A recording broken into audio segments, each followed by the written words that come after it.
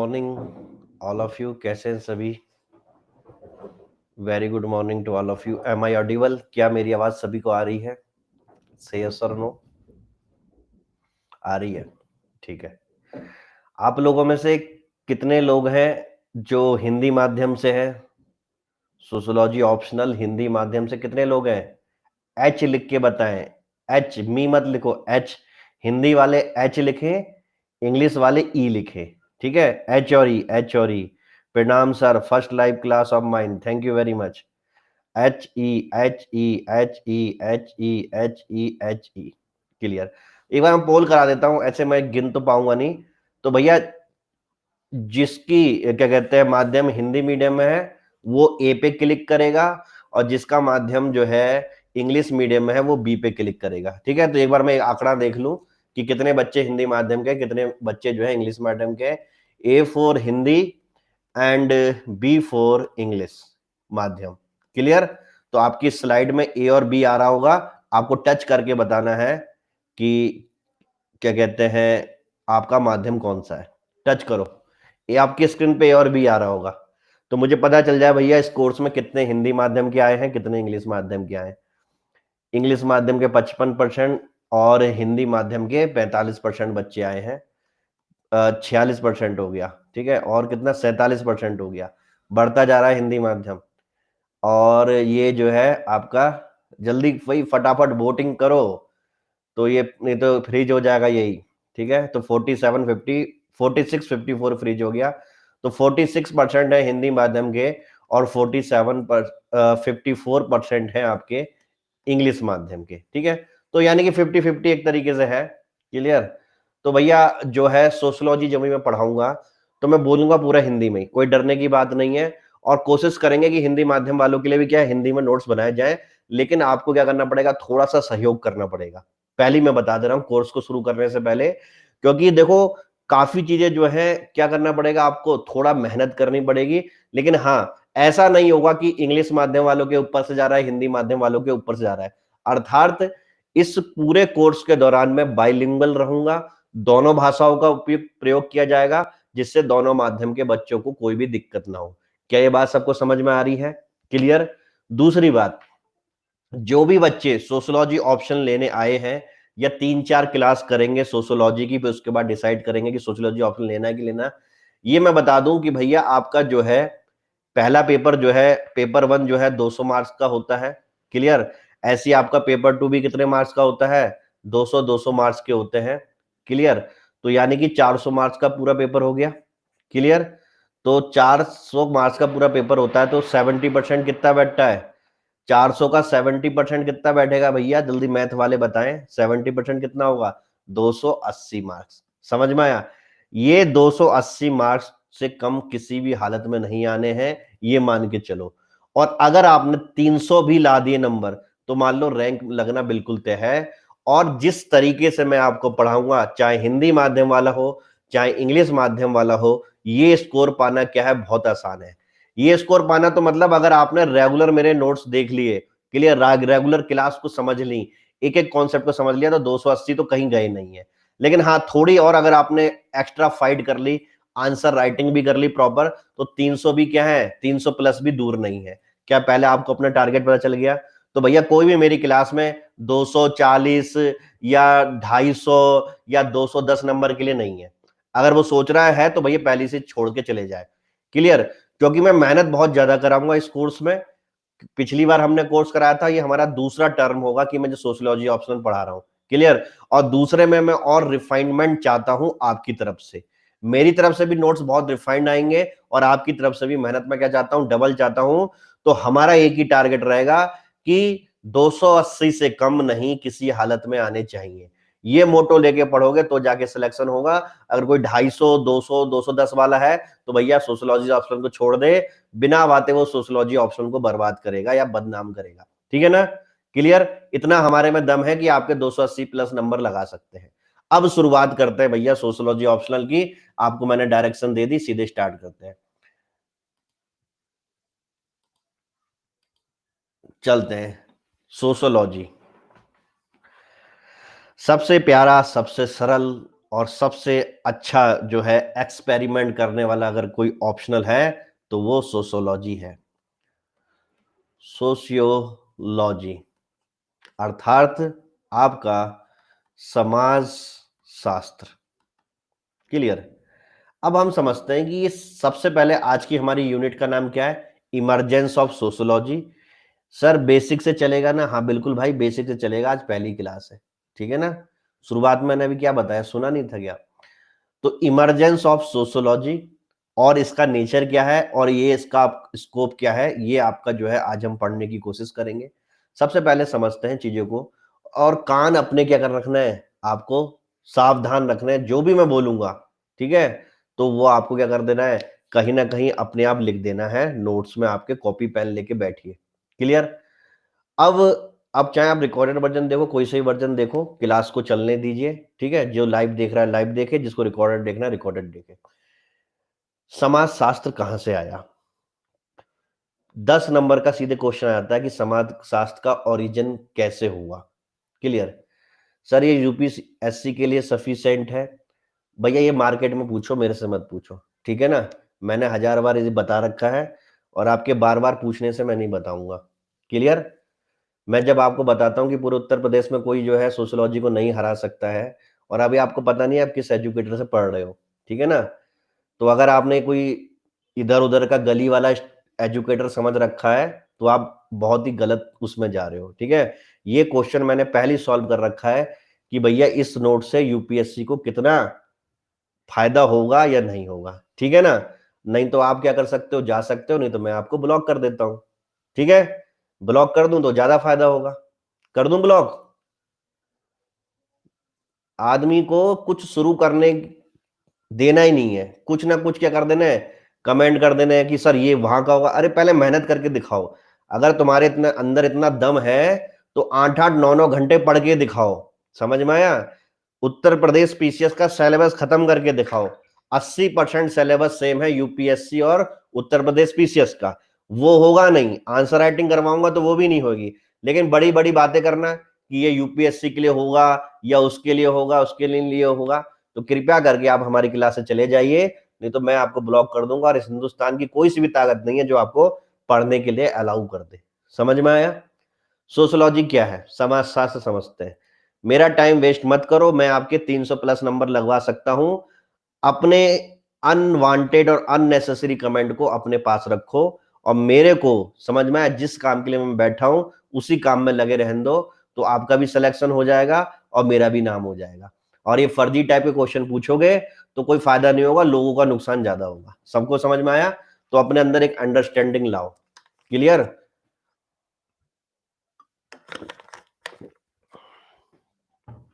Sociology क्या है क्या नहीं है। सोशियोलॉजी का इमरजेंस मतलब उद्गम कैसे हुआ, इसको समझते हैं। समाज शास्त्र से आपको एक ये तो क्या कहते हैं, क्या कहते हैं, सेंस तो पता हो रहा होगा कि समाज में हमारी जो भी गतिविधियां चल रही हैं उस चीज का अध्ययन हम समाज शास्त्र में करते हैं। क्लियर। जैसे कि समाज शास्त्र में रिलेशन कैसे है, विवाह जो है एक मैरिज जो क्या है सोशल इंस्टीट्यूशन है वो कैसे चल रहा है, गरीबी कैसे चल रही है, क्राइम कैसे चल रहे हैं, तो ये सब क्या आपके सोशियोलॉजी में है।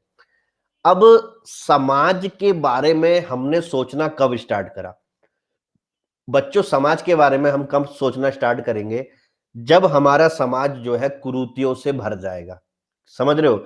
मान लो कि एक इंसान है ये, और इसका बहुत ज्यादा क्या हो रहा है, एक्सप्लॉइटेशन हो रहा है, इसके संग क्या हो रहा है, बहुत ही क्या हो रहा है, आपका उत्पीड़न हो रहा है, तो उसी के बाद तो ये आवाज उठाएगा।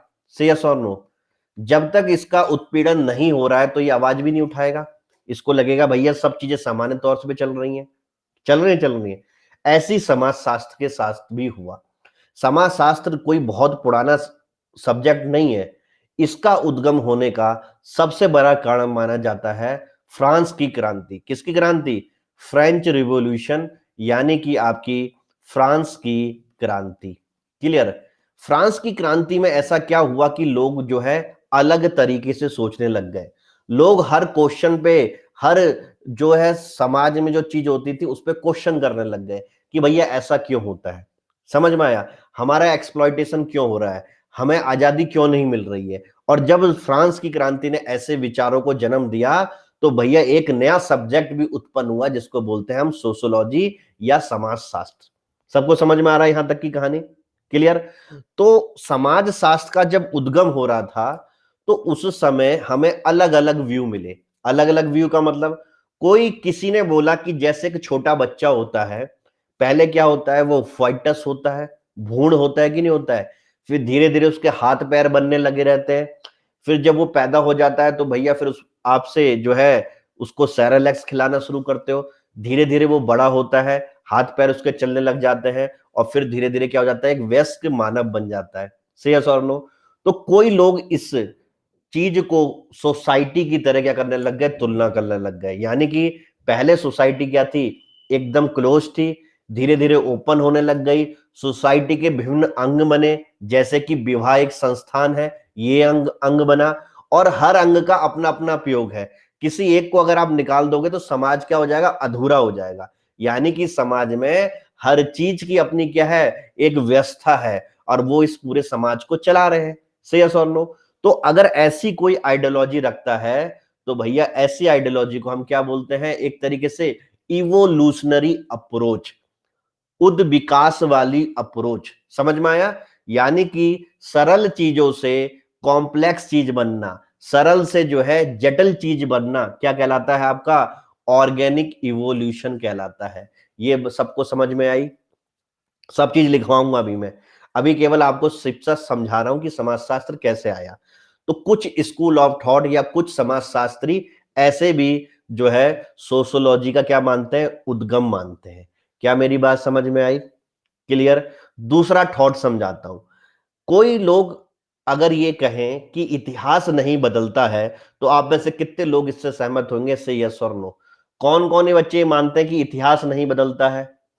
कौन कौन मानता है इतिहास नहीं बदलता है? आप में से कितने लोग मानते हैं? आप नहीं मानते, आप नहीं मानते, कोई ऐसा है जो मानता है? आप सब लोग क्या हो, नए जमाने के लोग क्यों, तो आप कह रहे हो कि नहीं मानते। लेकिन हमारे समाजशास्त्र का विषय आने से पहले बहुत सारे दर्शन शास्त्री समझते हो, फिलोसफर, वो फिलोसफर बोलते थे कि जो हमारी हिस्ट्री है क्या है, वो स्टैटिक है। स्टैटिक का मतलब स्थिर है, इतिहास में कभी भी बदलाव नहीं हो सकता है। यानी कि जो पुराना सिस्टम चल रहा है वही सिस्टम आगे चलेगा। लेकिन लेकिन 18वीं शताब्दी में यह विचार क्या हुआ, पूरा बदल गया। इस विचार की जगह यह माना गया कि इतिहास जो है वो स्थिर नहीं है, बल्कि क्या है, गतिशील है। गतिशील का मतलब क्या है, कि वो स्टैटिक नहीं, डायनामिक है। यानी कि इतिहास अपने आप को बदलता है, और जब इतिहास अपने आप को बदलता है तो जो समाज हमारा पाषाण काल में था, जहां पे लोग पत्थर के औजारों से अपना काम करते थे, वो काम अब नहीं होगा। क्या मेरी बात समझ में आया? क्लियर? जो फ्रांस की क्रांति से पहले फ्यूडल सिस्टम था, अब वो फ्यूडल सिस्टम फ्रांस की क्रांति के बाद बदल गया। यानी कि क्या है, इतिहास में बदलाव हो रहा है। और जब लोगों को पता चला कि इतिहास में बदलाव हो रहा है, तो भैया एक समाज शास्त्र जैसे विषय का उद्गम की क्या बनी, नींव बनी। क्यों नींव बनी? अगर मैं आपको बोलूं कि एक पेन है बच्चों, ये पेन अपनी अवस्था नहीं बदल सकता है, तो क्या आप इस पेन पे प्रयोग करोगे? नहीं करोगे। बोलोगे सर ये पेन बहुत ढीठ है, इस पे हम कुछ नहीं कर सकते, ऐसा ऐसा है। अगर बच्चों मैं आपको बोलूं, इस पेन से आप जो है रबड़ भी बना सकते हो, इस पेन से आप जो है पिघला के जो है कटोरी चम्मच भी बना सकते हो, तो आप में से कम सब तो नहीं, कुछ लोग ट्राई जरूर करेंगे चम्मच बनाने की या कटोरी बनाने की। क्या मेरी बात समझ में आए? यही समाजशास्त्रियों ने करा। जब उन्होंने बोला कि अब इतिहास जो है गतिशील है, तो भैया गतिशीलता कहां जाएगी, गतिशीलता कहां जाएगी मतलब नया सिस्टम क्या आएगा। और नए सिस्टम की खोज के लिए क्या कर गए, सबने अध्ययन करना शुरू कर दिया कि नया सिस्टम क्या आएगा। यानी कि जो पहले फ्यूडलिज्म होता था, सामंतवाद हो जाता था, अगर वो व्यवस्था चले जाएगी तो उसकी जगह कौन सी व्यवस्था आएगी। और इसी की सर्च में क्या हुआ, दुनिया भर के साइंटिस्ट आए, कॉम्टे जैसे, और उन्होंने क्या करा, सोशोलॉजी का उद्गम करा। क्या सभी को हिंदी मीडियम इंग्लिश मीडियम वालों को समझ में आ रहा है? कहीं मैं ओवर इंग्लिश तो नहीं बोल रहा? मेरे ख्याल से इस बार मैं ओवर इंग्लिश नहीं बोल रहा हूं, क्योंकि मैंने काफी प्रैक्टिस करी है हिंदी माध्यम वालों बच्चों के लिए। समझ में आया? तो यहां तक भैया हमने ये देखा कि समाज में परिवर्तन अब नियम बन चुका है। ये वही समाज था जो पहले इतिहास को क्या मानता था, स्थिर मानता था।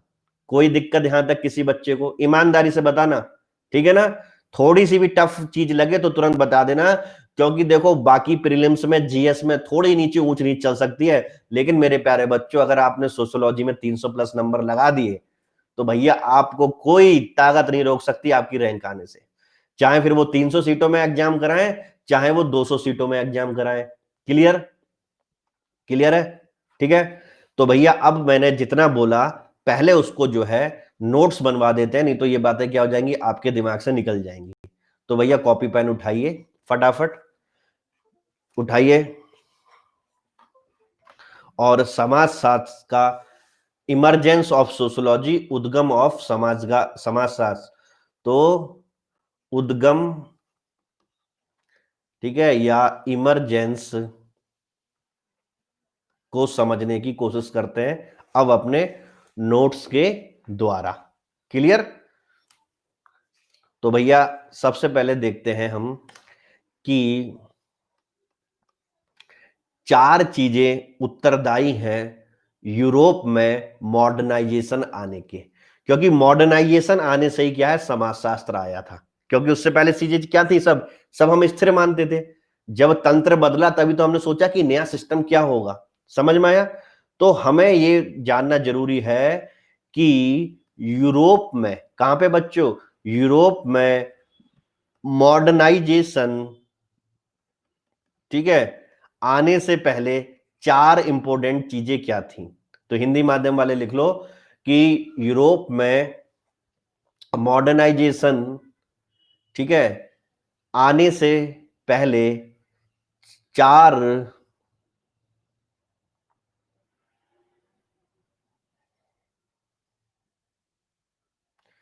4 चीजों ने बहुत बड़ा योगदान दिया। नंबर 1, रेनिसा। रेनिसा का मतलब होता है आपका पुनर्जागरण। क्या होता है बच्चों? पुनर्जागरण। ठीक है। दूसरी चीज थी आपकी इनलाइटमेंट। हिंदी इंग्लिश दोनों लिखते रहे, इनलाइटमेंट। और इनलाइटमेंट का मतलब क्या था हिंदी में?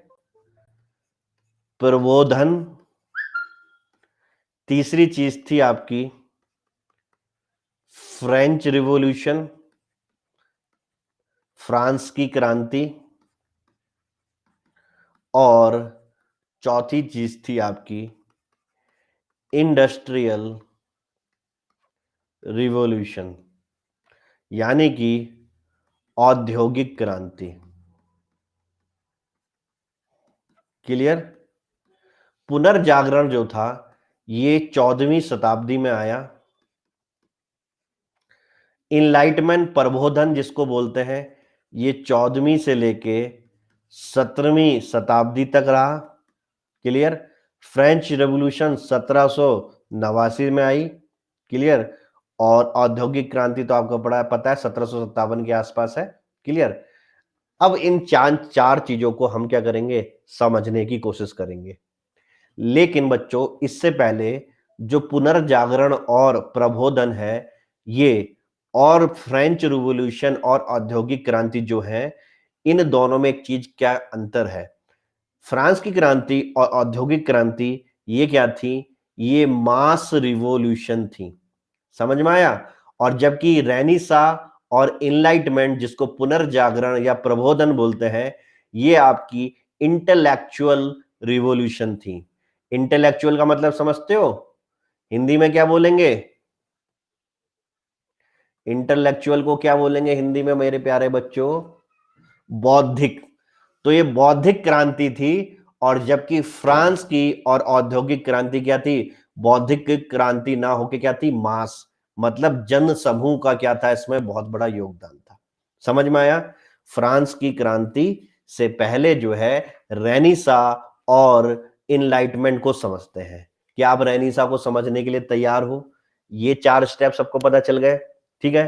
अब बच्चों हेडिंग डालो अपनी अपनी कॉपी में, जिस भी माध्यम के हो आप, रेनेसा और इनलाइटमेंट। तो सबसे पहले लिखो पुनर्जागरण। इस पे जो है थोड़ा समझते हैं पुनर्जागरण क्या होता है। जो आप जानते हो पुनर्जागरण, उससे थोड़ा हमें ज्यादा समझना पड़ेगा। क्यों? क्योंकि ये क्या है, ऑप्शनल सब्जेक्ट है। ठीक है, तो भैया इसके आगे लिख दो भैया पुनर्जागरण। सबने हेडिंग डाल लिया पुनर्जागरण। अब मेरे पास मेरी कहानी सुनो, कान एकदम तेज होने चाहिए। पुनर्जागरण समझते हैं। देखो, पुनर्जागरण का मतलब होता है रीबर्थ। रीबर्थ का मतलब होता है बच्चों किसी चीज का दोबारा जन्म होना। क्लियर? अब क्या था, ये रीबर्थ हम इससे क्यों बोलते हैं, किसी चीज का दोबारा जन्म होना क्यों बोलते हैं, यानी कि कोई एक ऐसी चीज जो बहुत पहले पैदा हो चुकी थी और उसको हम दोबारा पैदा कर रहे हैं। क्या मेरी बात समझ में आ रही है? मान लेते हैं कोई एक मूवी चल रही है और उस मूवी में जो है हमने शुरू में देखा कि भैया एक जो है माता ने अपना बेटा नदी में बहा दिया और वो सोच रही है कि ये मर चुका है। समझ में आया? एक माता ने अपना बच्चा नदी में बहा दिया और वो सोच रही है वो मर चुका है। बड़ा होके देखते हैं कि वो बेटा उसके सामने आता है, फिर उसे पता चलता अच्छा ये वही बेटा है। तो यानी क्या हुआ, उस बेटे का पुनर्जन्म हो गया कि नहीं हो गया? से यस और नो? तो इसी तरीके से कोई एक चीज थी जिसे नदी में बहा दी गई, लेकिन कुछ दिनों बाद वो सामने आ गई। और बच्चों क्या थी, किसी को पता है? वो थी बच्चों किताबें। क्या थी बच्चों? किताबें। मेरा पढ़ाने का तरीका थोड़ा अलग है, लेकिन जिंदगी भर नहीं भूलोगे। समझ में आया? अब वो किताबें क्या थी मैं बताता हूं। बहुत महान इंसान हुए जिनका नाम था प्लेटो। आपने नाम सुना होगा। प्लेटो ने एक किताब लिखी थी जिसका नाम था रिपब्लिक। क्या था बच्चों? रिपब्लिक। और ये 300वीं शताब्दी के आसपास लिखी गई किताब थी। इन्हीं के साथ एक थे अरस्तु, जो चौथी बीसी की बात कर रहा हूं मैं, 400 बीसी की, 300 बीसी की, ठीक है ना। उन्होंने एक किताब लिखी थी जिसका नाम है एथिक्स एंड पॉलिटिक्स। सब लिखवाऊंगा मैं, डरने की बात नहीं है। जैसे मुझे याद है ऐसे सबको याद करा दूंगा, ठूस ठूस के याद करा दूंगा, कि मेरा कोई भी बच्चा किसी भी क्वेश्चन से डरेगा नहीं। ठीक है? ईमानदारी अपनी तरफ से रखना कि रोज की क्लास में रोज अटेंड करना, नोट्स बनाना और आंसर राइटिंग में भाग लेना। मैं भी देखता हूं कि कौन आपकी कॉपी चेक करता है और आपको कम नंबर देता है। ठीक है? इसीलिए गारंटी से ठोक के स्टार्ट करता हूं कि 2019 में भी हाईएस्ट नंबर आप ही के किसी सीनियर के आने वाले हैं। समझ में आया? और 20 वाले बच्चे आप हो। तो बच्चों क्या हुआ कि अरस्तु ने, एरिस्टोटल जिसको इंग्लिश में बोलते हैं, हिंदी में बोलते हैं अरस्तु, उन्होंने एक किताब लिखी जिसका नाम था एथिक्स एंड पॉलिटिक्स। समझ में आया? अब ये दोनों किताबें क्या थी, ये 300 और 400 बीसी में लिखी गई थी। तो ये किताबें क्या बताती थी हमें कि भैया समाज कैसे चलना चाहिए, हमारे एथिक्स क्या होने चाहिए, एक रिपब्लिक देश क्या होना चाहिए, उसमें राजा की क्या भूमिका होनी चाहिए। अब आप सोचो कि यूरोप के अंदर राजशाही बहुत ज्यादा चल रही थी, चल रही थी नहीं चल रही थी। और उस समय अगर ऐसी कोई किताब आती है जिसमें ये बताया जाता है कि राजा की क्या ड्यूटी होगी, तो क्या राजा उसको क्या कहते हैं, क्या कहते हैं, छपने देगा? और किताब खुद सोचो, नहीं छपने देगा। बोलेगा ये कौन होते हैं भैया? प्लेटो। इनको तो जहर दे के मरवा दो, अरस्तु को जहर दे के मरवा दो। क्यों? क्योंकि अगर इनकी किताबें लिखी अगर जनता पढ़ने लग गई तो भैया हमारी कुर्सी चले जाएगी। क्या मेरी बात समझ में आई? तो भैया उनको ये कुर्सी अपनी बचानी थी। क्लियर? तो इन किताबों को क्या किया गया, जानबूझ के जलाया गया। लिटरली जहां जहां पुस्तकालय में एक दो कॉपी भी पहुंच गई थी उनको भी जला दिया गया था। ये सही बात बता रहा हूं आपको। इनको जमीन में गाड़ दिया गया था किताबों को, कि ना ये किताब रहेंगी ना लोग रहेंगे।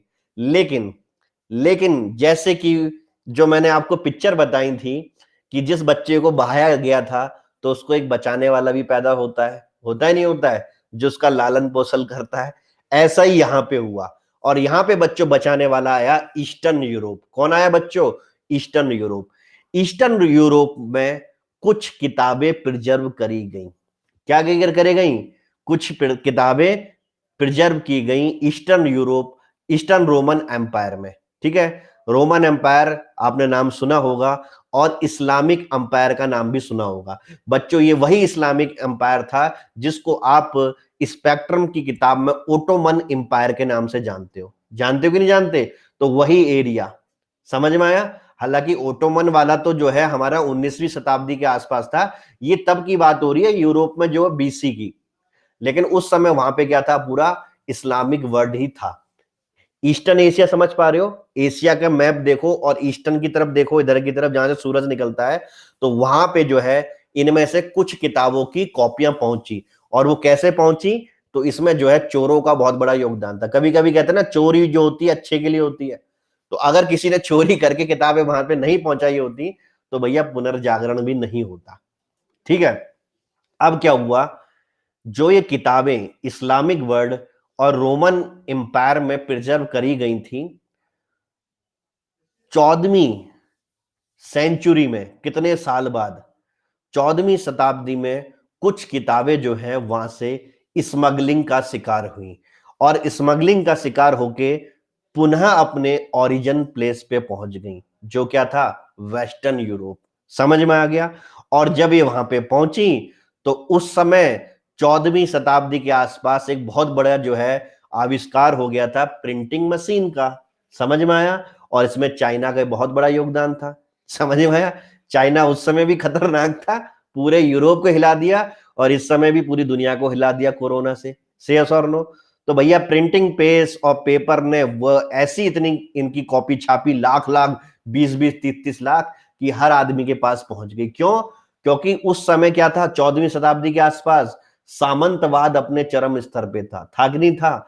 और चर्च में भ्रष्टाचार भी अपने चरम स्तर पे था, जिसको हम बोलते हैं डार्क एज ऑफ यूरोप। समझ में आया? चर्च में पैसा मांगा जाता था, किसके लिए? पोप लोग अपना एंजॉयमेंट करें। समझ में आया? मैं उस शताब्दी की बात कर रहा हूं, अभी की बात नहीं कर रहा हूं। तो भैया उस समय लोगों को ये किताबें कैसे मिली? राम बाण की तरह मिली। उन्होंने कहा, अरे ये किताबें, इसमें ऐसा लिखा है। तो लोगों का क्या हुआ, इंटेलेक्चुअल विकास हुआ।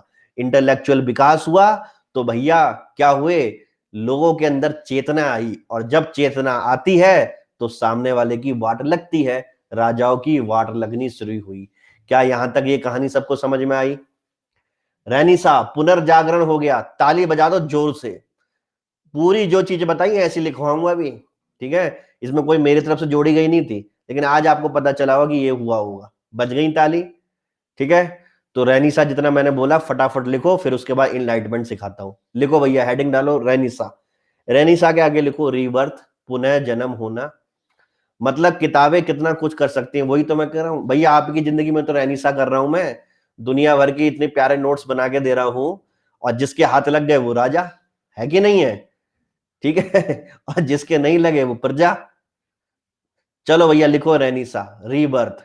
देखो ऑप्शनल को वो वाला काम नहीं करूंगा मैं कि किताब लाई डिक्टेट कर दिया होगा, समझाऊंगा, क्योंकि मैंने ये देख लिया 19 वाले पेपर में, अगर आप देखो तो भैया उन्होंने पॉजिटिविज्म पे पूरा एक नोट्स लिखवा रखा है, फंक्शनलिज्म पे पूरा नोट्स लिखवा रखा है। तो भैया आपको जो है अब थोड़ा और डिटेल में किताब को पढ़ना पड़ेगा, नहीं तो भैया काम नहीं चलेगा। समझ में आया? यानी कि 10 ईयर से आपको केवल 75% मामला मिलेगा, बाकी का जो आपका 25% है वो डायनामिक है, और वो बच्चा वही क्वेश्चन कर पाएगा जिसकी अंडरस्टैंडिंग सोशोलॉजी से ज्यादा अच्छी है। समझ में आया? इसीलिए मैंने इतनी कहानी सुनाई। पिछला वाला बैच देख लेना, उनको इतना रैनी साहब पुनर्जागरण नहीं पढ़ाया था, आप जाके देख लो। और पुराने बच्चे बता दो, क्या पिछली बार ऐसा पढ़ाया था? नहीं पढ़ाया था ना। केवल इस बार 2 या 3 क्वेश्चन ने क्या कर दिया, हमारे नोट्स को टर्न कर दिया। क्योंकि फंक्शनलिज्म पे आपको 15 नंबर में लिखना है, हालत खराब हो जाती है। ठीक है? फंक्शनलिज्म में। लेकिन इस साल आप फंक्शनलिज्म पे भी लिख दोगे, स्ट्रक्चरिज्म पे भी लिख दोगे, क्योंकि तो सारी चीजों को मुझे डिटेल में पढ़ाना है। तो पुनर्जागरण के आगे लिख दिया आपने रीबर्थ। लिखो ancient book of Plato that is the Republic, comma the book of Aristotle that is ethics and politics. Hindi माध्यम वाले लिखें। हिंदी माध्यम वाले क्या लिखोगे? प्लेटो तो लिख ही दोगे ना हिंदी में? ठीक है? प्लेटो की किताबों का नाम लिख देता हूं, जिसका नाम है रिपब्लिक। ठीक है? आप रिपब्लिक जो है वैसे करके लिख लेना। और सर्वेश पटेल, तुम जिंदा हो? कितने दिन बाद मिले हो मुझे? और फिर उसके बाद जो अरस्तु की किताब है बच्चों, उस किताब का नाम है एथिक्स एंड पॉलिटिक्स। ठीक है? और हिंदी माध्यम वाले एथिक्स को एथिक्स, ठीक है, एंड पॉलिटिक्स, किताबों का नाम ऐसे के ऐसे ही लिखे जाते हैं, पॉलिटिक्स ऐसे का ऐसा ही लिखेंगे। ठीक है? मेरा पेन चल नहीं रहा है, ये क्लियर, लिख ली। अब लिखो इन दोनों किताबों का कंटेंट, इन दोनों किताबों का कंटेंट, भाषा बहुत ही ज्यादा रियलिस्टिक थी, यानी कि यथार्थवादी थी। हिंदी मीडियम वाले लिखें इन दोनों किताबों की भाषा तथा संकलन आदर्शवाद और यथार्थवाद था। लिखा, क्लियर। फिर उसके बाद लिखो लेकिन पश्चिमी सभ्यता ने इन किताबों को खो दिया था, क्योंकि पश्चिमी यूरोप में शासकों द्वारा इन किताबों को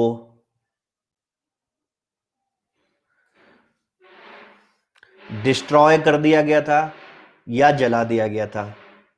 इंग्लिश मीडियम वाले लिखें these book were realistic and these book were deliberately destroyed bye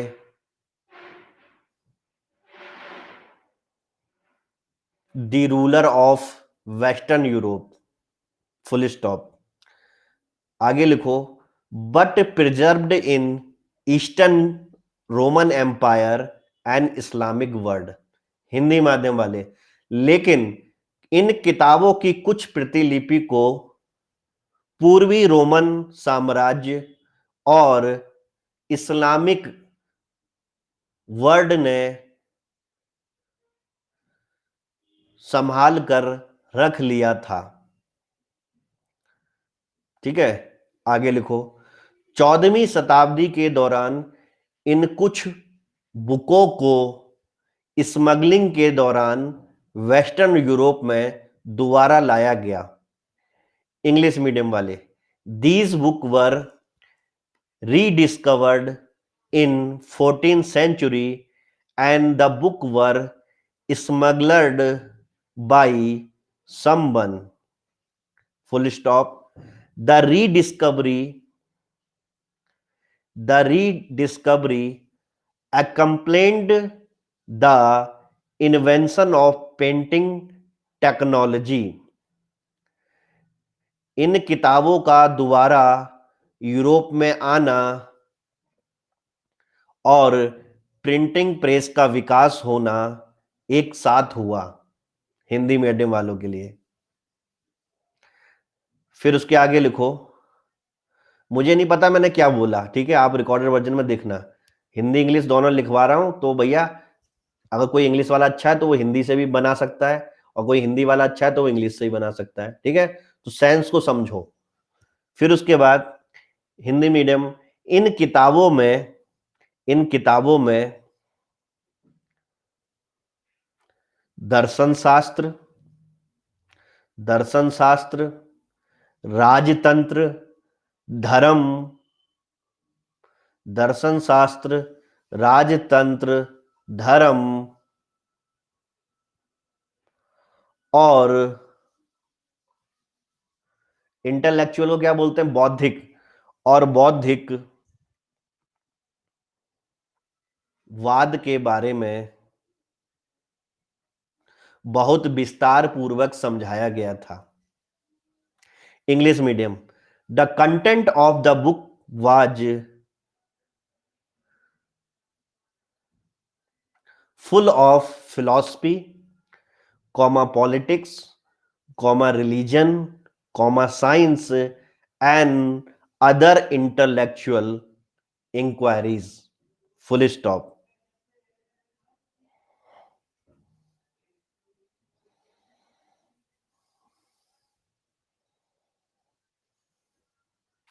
इन किताबों में मानववाद के बारे में भी वर्णन मिलता है। These book also has humanism. Full stop.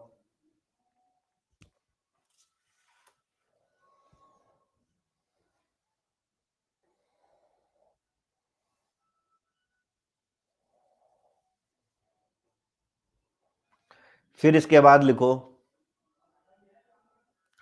कुछ अन्य लेखक जैसे मैकियावेली, कॉमा थॉमस मूरे। कुछ अदर कुछ अन्य लेखक जैसे मैकियावेली और थॉमस मूर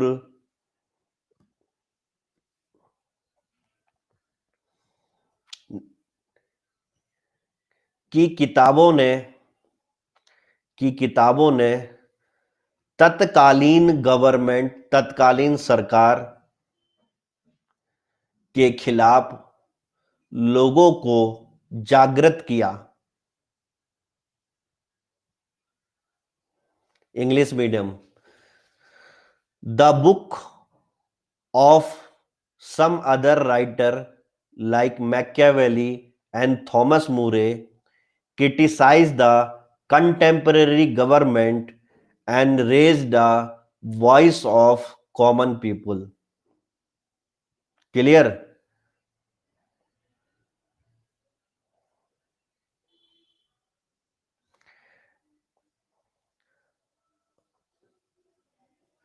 इन सभी किताबों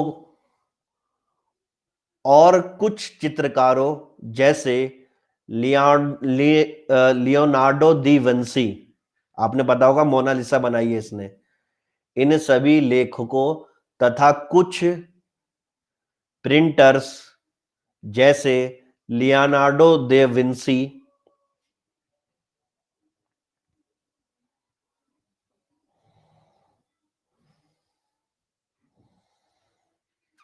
और कुछ अन्य आर्टिस्ट जिन्होंने विज्ञान, गणित, एनाटॉमी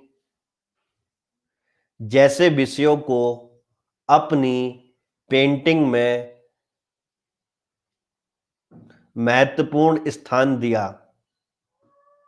समझ में आया? यानी कि किताबों के साथ साथ पेंटिंग भी विकसित होने लग गई। एक बहुत बड़ा डायलॉग है कि हर पेंटिंग कुछ कहती है, फिर इसी को एशियन पेंट वालों ने निकाल दिया, हर घर कुछ कहता है। ठीक है, एक्चुअली में क्या बोलते हैं, हर पेंटिंग कुछ कहती है।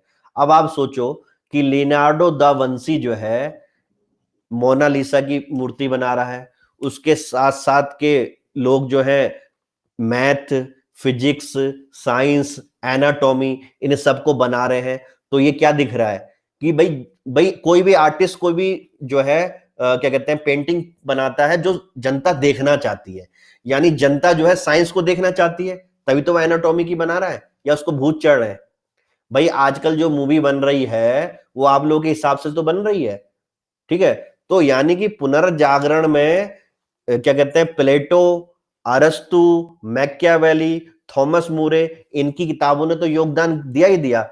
एक तरफ जो है चित्रकला ने भी बहुत बड़ा योगदान दिया। क्या मेरी बात समझ में आ रही है? हिंदी माध्यम, इंग्लिश माध्यम को क्लियर? हाँ, तो फिर लास्ट में लिखो इन सभी का एक बहुत बड़ा योगदान यह रहा कि लोगों का भगवान के बारे में सोचने का नजरिया चेंज हुआ। समझ में आया? The combined effect of all these thing was change the was changing the perception of relationship between man and God. समझ में आया? लोगों का नजरिया चेंज होने लग गया भगवान में और किसमें, इंसान में। और इसी चीज को हम क्या बोलते हैं, रेनिसा या रीबर्थ बोलते हैं। कि अब आदमी जो है लॉजिक अपनाएगा, अब आदमी जो है साइंटिफिक मेथड अपनाएगा, अब आदमी जो है सही में समझेगा कि रिपब्लिक क्या होता है, अब आदमी सही में समझेगा कि एथिक्स क्या होते हैं। यहां तक सबको समझ में आ गया? अभी जो आपने नोट्स लिखे हैं, ठीक है, उसको जो है घर में जाके एक बार पढ़ना तो आपको सब समझ में आ जाएगा। और थोड़ा सेंटेंस ऊपर नीचे हुआ तो उसको सही कर ही लोगे, कर लोगे ना, क्योंकि मैं अपने क्या कर रहा हूं, दिमाग से बोल रहा हूं। ठीक है, दूसरी हेडिंग डालो, हमारा था क्या, इनलाइटमेंट। मेरे ख्याल से पुनर्जागरण सबको समझ में आ गया। इनलाइटमेंट क्या है? इनलाइटमेंट का मतलब क्या होता है, मैंने आपको क्या बताया था, प्रबो क्या बताया था, इनलाइटमेंट का मतलब प्रबोधन। ये क्या होता है समझते हैं। प्रबोधन का मतलब होता है बच्चों to realise the truth. Hindi medium वालों के लिए सत्य को महसूस करना, सत्य को पहचानना। लिख लो, प्रबोधन का मतलब क्या होता है? सत्य को पहचानना, सत्य की खोज करना। समझ में आया? क्लियर? और इसी को थोड़ा सा और समझाने की कोशिश करी इमैनुअल कांत ने। तो लिखो, इमैनुअल कांत ने क्या करा? मेरा पेन चल नहीं रहा, ये तो दिक्कत है। चल जा भाई, चल गया। इमैनुअल कांत, ठीक है, ये अलग है और अगस्त कॉम्ट अलग है, ठीक है ना। इमैनुअल कांत ने क्या बोला? ही सेज कि इनलाइटमेंट का मतलब होता है dare to know. Clear? Hindi माध्यम वाले लिखो, इमैनुअल कांत, इमैनुअल कांत को आप हिंदी में भी इमैनुअल कांत ही लिखोगे, के अनुसार प्रबोधन का मतलब होता है जानने की हिम्मत करना। ठीक है, क्या करना? जानने की हिम्मत करना, इन्वर्टेड कोमा में बंद। ठीक है, अब जानने की हिम्मत करना क्या है? तो भैया इमैनुअल कांत ने बोला कि जानने की हिम्मत करने का मतलब है कि क्वेश्चनिंग एग्जिस्टिंग पैराडाइम, यानी कि अभी जो आपका तत्कालीन व्यवस्था है उस पे प्रश्न उठाना। क्या मेरी बात समझ में आ रहा है? अगर मान लो आपने देखा कि भैया मंदिर में लोग सब जा रहे हैं, ठीक है, और क्या कर रहे हैं? लाइन में इकट्ठा हो रहे हैं, चप्पल जूते जमा कर रहे हैं, फिर हाथ धो के भगवान के दर्शन कर रहे हैं, ठीक है। आप में से कोई समाज शास्त्री हुआ तो वो पूछ रहा है ऐसा क्यों कर रहे हैं? कितने लोग तो डर के मारे नहीं पूछेंगे कि भगवान है भैया, नहीं पूछना कोई मार देगा। और वो आदमी पूछेगा भाई क्यों कर रहे हो ऐसा? ऐसा आप हाथ पैर धो के अंदर क्यों जा रहे हो? आप लाइन क्यों लगा रहे हो? चप्पल जूते अलग जगह जमा क्यों कर रहे हो? यहाँ पे सीढ़ी में इतने सारे बैगर्स बैठे हैं, ये क्यों बैठे हैं? क्या मेरी बात समझ में आ गई? डेयर टू नो, समझ में आया? तो डेयर टू नो जो है ये किसने बोला? इनलाइटमेंट का असली मतलब। और मेरे ख्याल से इनलाइटमेंट का असली मतलब ये एकदम सही है। यानी कि हम सब बच्चे जो हैं इमैनुअल कांट से सहमत हैं। कोई ऐसा बच्चा आप में तो नहीं है जो इमैनुअल कांट से सहमत ना हो, ठीक है ना। ये सब आपको नंबर दिलाएंगे आगे चल के। आज पहला लेक्चर है, ठीक है, आगे बढ़ते हैं। इस पे एक बहुत अच्छे जो है हमारे फिलोसफर, उनका नाम है टुटेल्स, TUTELEZE। थोड़ा क्या है, टफ होगा, लेकिन गारंटी से किसी बच्चे की कॉपी में नहीं होगा ये सब चीजें।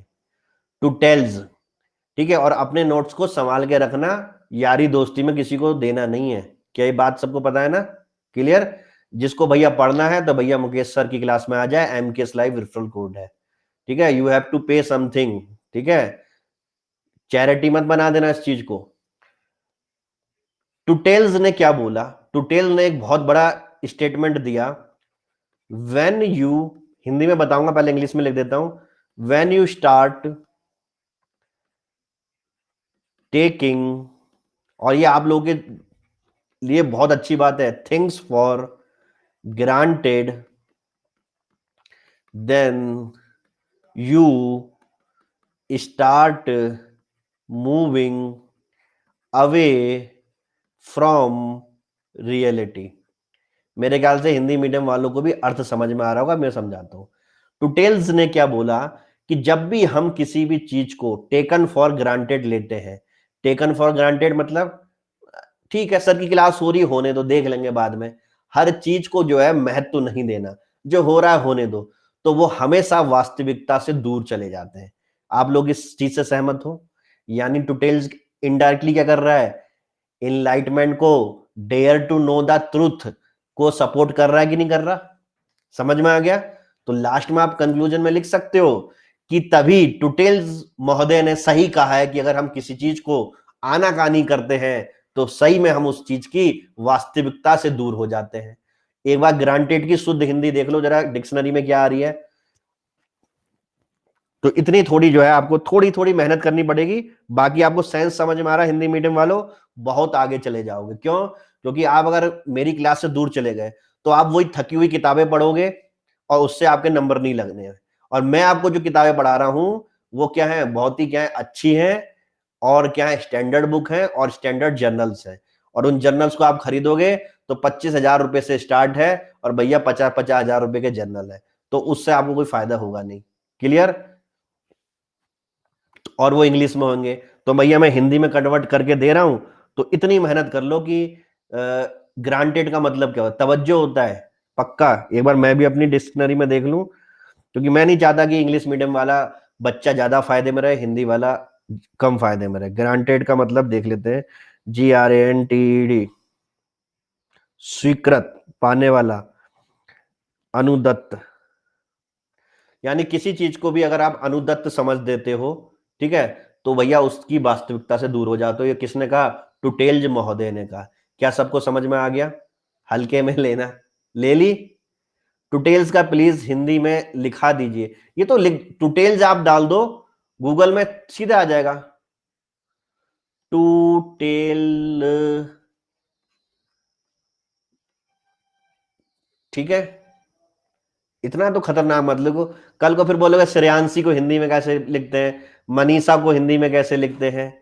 हाँ ये नाम है, ठीक है। चंद्रमोहन को हिंदी में कैसे, इतना तो कर लो यार। ठीक है, ठीक है। थिंग्स को वर्क भी लिख सकते हैं, हाँ कुछ भी लिख सकते हो, ठीक है। अब आगे देखते हैं।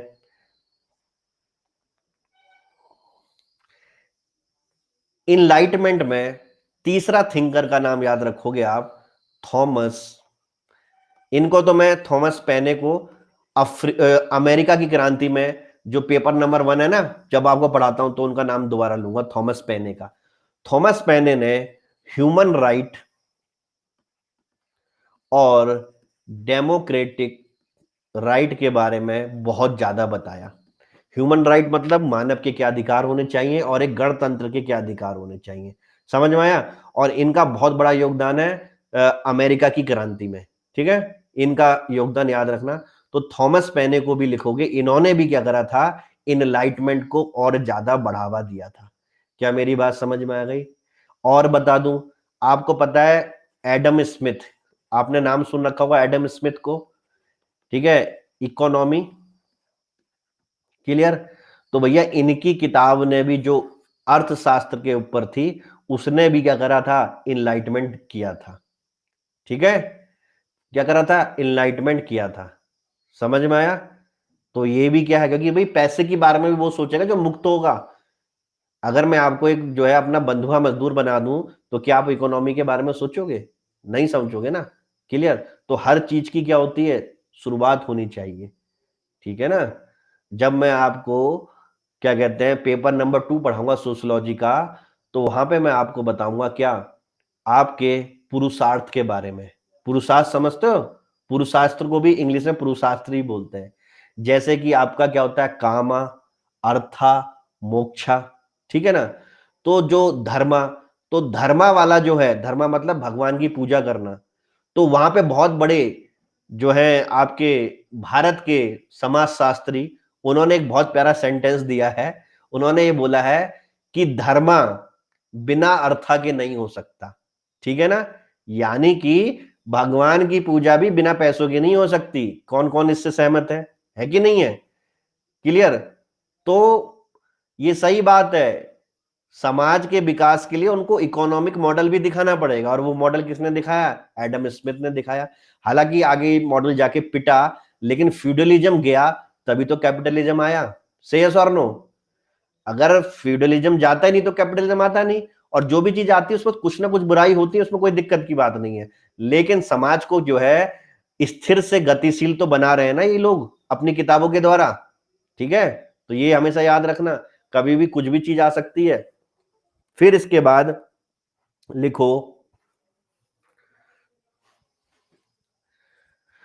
क्या थे, क्या कर रहे थे हम क्या कर रहे थे बच्चों?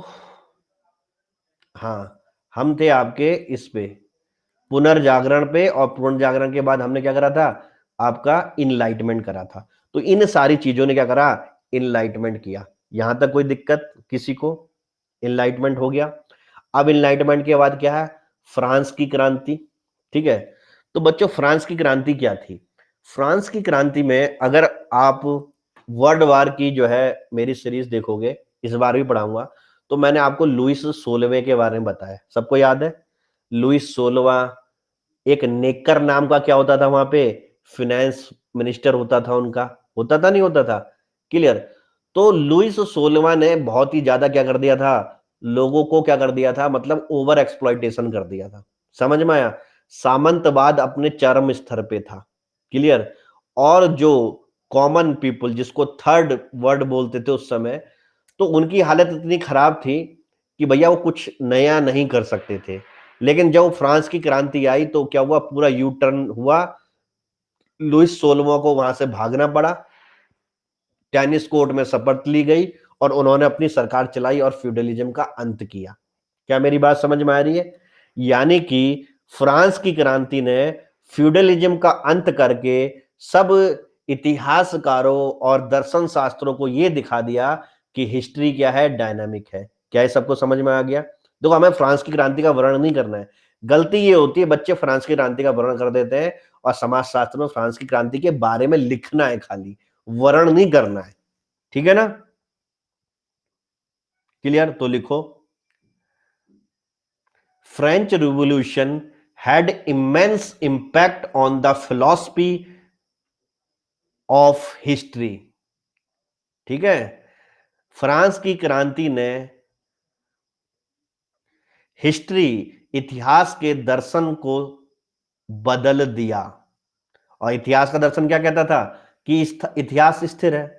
ठीक है, आगे लिखो, history was described as statics but now it became dynamic. Hindi माध्यम, जिस इतिहास को पहले स्थिर बोला जाता था अब लोग उसको गतिमान मानने लग गए। यह था भैया फ्रांस की क्रांति का क्या effect. Clear?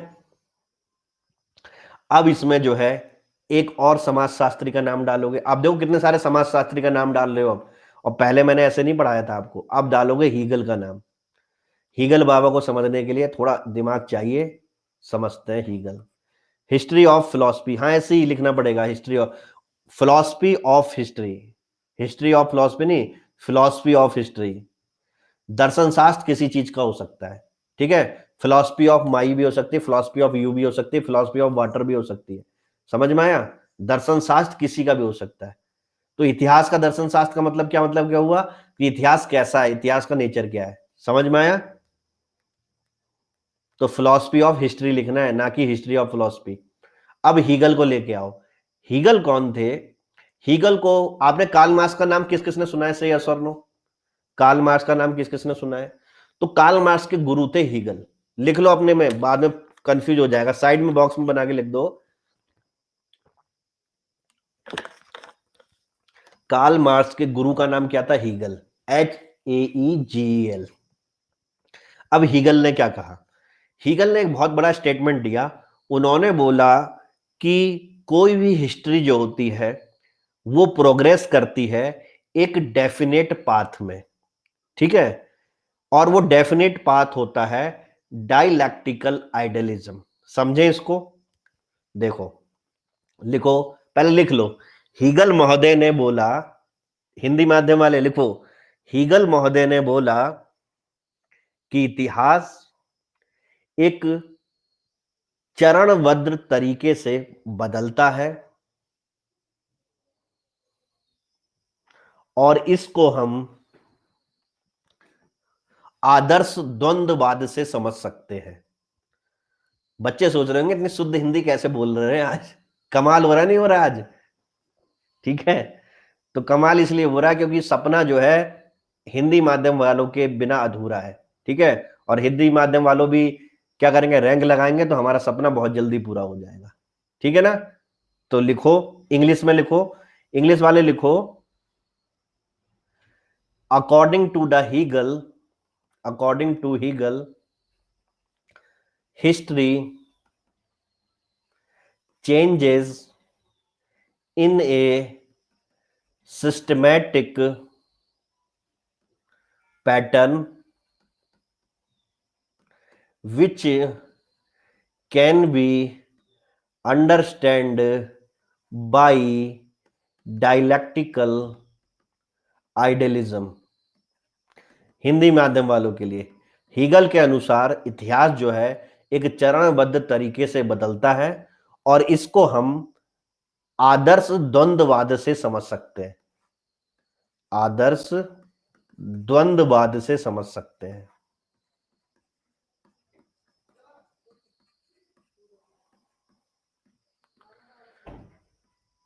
Understand by dialectical idealism. तो बच्चों आपको डायलैक्टिक आइडियलिज्म समझना पड़ेगा। पूरा यूपीएससी पैटर्न का पढ़ा रहा हूं, एक बार कॉपी में जब आ गया ना तो धमाल मचा दोगे। क्या आप में सारे बच्चे आदर्श द्वंद्ववाद को समझने के लिए तैयार हैं? इससे पहले की कोई चीज समझ में नहीं आई हो, हिंदी माध्यम इंग्लिश माध्यम, मजा आ रहा है पढ़ाई करने में? क्या सर एग्जाम में किसी का कथन इंग्लिश में लिख सकते हैं? हिंदी मीडियम वाले अगर किसी का इंग्लिश में लिखना चाहते हो तो एक का लिख सकते हो, लेकिन बम्बार्डिंग मत कर देना, ठीक है? किसी एक छोटी सी लाइन लिख सकते हो, चल सकता है, लेकिन हर क्वेश्चन में ही मत लिखना। जैसे 20 क्वेश्चन है, 20 में से 3 या 4 में आप लिख सकते हो। अगर सब में लिखोगे तो वो कहेगा कि यार ये ब्लफिंग कर रहा है। समझ में आया? यानी कि क्या है, ये ना हिंदी जान रहा है ना इंग्लिश जान रहा है। आप बीच में कभी लिख सकते हो। तो हीगल के द्वंद्ववाद को समझते हैं क्या? देखो बच्चों, बहुत आसान है, क्योंकि क्या पता कल को डायलैक्टिकल आइडियलिज्म पे लिखने को आ गया 120 वर्ड में, ठीक है ना? इंग्लिश में नहीं, मतलब एक ही बार लिखोगे जब भी लिखोगे। और क्यों लिखने की जरूरत है जब मैं पूरा इंग्लिश में बता रहा हूं और पूरा हिंदी में बता रहा हूं? तो क्यों लफड़ा लेना बिना बात के लिए, ठीक है? डायलैक्टिकल आइडियलिज्म समझते हैं इसको क्या होता है, ठीक है? द्वंद्ववाद, आदर्शवाद, क्लियर? समझते हैं आदर्श चीज क्या होती है। आदर्श का मतलब समझते हो, ठीक है? अरे आदर्श नहीं है, ये है आइडियलिज्म, ये विचारवाद है, ठीक है? उसको हिंदी माध्यम वाले सही कर ले। डायलैक्टिकल आइडियलिज्म में क्या बताया था मैंने? आदर्श द्वंद्ववाद बताया था ना। तो लिखो आदर्श द्वंद्ववाद का आदर्श काट दो, आइडिया वाला आइडिया, यानी द्वंद्ववाद का विचार लिखो, उसे काट के हिंदी वाले। हिंदी वाले करेक्शन करो। क्या करेक्शन करना है कि इतिहास जो है चरणबद्ध तरीके से आगे बढ़ता है और इसको हम द्वंद्ववाद के विचार, और ऐसे लगा दो, के द्वारा समझ सकते हैं। कर लिया हिंदी माध्यम वालों ने सही, ठीक है? ये आइडिया है, आइडिया एक कहते हैं ना, पहले वोडाफोन और जो आइडिया जो था, आइडिया लग रहा था, एक आइडिया जो बदल दे आपकी दुनिया, एक विचार, समझ में आया? वो वाला है। क्या हिंदी माध्यम वालों ने सही कर लिया? कर लिया सभी ने? विचार द्वंद्ववाद, हाँ कुछ भी लिख लो, चेक करने वाले को पता है विचार ही होना चाहिए, आदर्श नहीं होना चाहिए, वो गलती हो गई थी। तो अब इसमें देखो आइडिया को समझते हैं। आइडिया का मतलब क्या होता है? विचार। अब भैया किसी की भी दुनिया में, हाँ, no idea is too small, बहुत बढ़िया, ठीक है? एक होता है आइडिया और एक होता है आइडियल, ठीक है? अब ये बताओ कि जो आदर्श, सॉरी, जो आइडिया है, विचार है, ठीक है, ये आपका विचार क्या हो सकता है? बताओ क्या हो सकता है? जैसे अभी आपका विचार क्या हो सकता है? यूपी पीसीएस निकालना। अभी आपका विचार क्या हो सकता है? कि लेक्चर के बाद खाना खाना। अभी आपका विचार क्या हो सकता है? कि रोड में चलते हुए किसी को छेड़ना नहीं। समझ में आया? यानी कि एक आपका विचार है, वही तो आपका काम कर रहा है। आप सुबह उठे, आपके विचार में आया व्हाट्सएप देखो, आपके विचार में आया चाय पियो, आपका विचार में आया अंडा खाओ, आपका विचार में आया भगवान की पूजा करो। यानी एक विचार है, तभी तो आपका काम चल रहा है। अभी का विचार की सोशियो को हिंदी में लिखना है कैसे भी करके, ठीक है ना? तो भैया यानी कि विचारों का द्वंद है। द्वंद का मतलब, मैंने आपको बोला आइसक्रीम खाओगे कि रसगुल्ला खाओगे, अब आपके दिमाग में चल रहा है आइसक्रीम खाऊं कि रसगुल्ला खाऊं। समझ में आया? द्वंद समझते हो ना, कॉन्फ्लिक्ट चल रहा है। तो उन्होंने कहा कि भैया हिस्ट्री जैसे आई है तो हिस्ट्री में क्या है, विचारों का कन्फ्लिक्ट है। विचार समझो, जैसे कि मान लो आपको राजा बनना है कि आपको जो है रंक बनना है। किसी की नजरों में राजा अच्छा है, किसी की नजरों में रंग अच्छा है। समझ में आया? क्लियर? तो यानी कि हर विचार का द्वंद है। यानी कि विचार क्या है, पहले आता है और उसके बाद क्या होता है, हमारे दिमाग में द्वंद चलता है और उस द्वंद में जो भी हमें अच्छा लगता है उस चीज को हम क्या करते हैं, फॉलो करते हैं और वही क्या बन जाता है, इतिहास बन जाता है।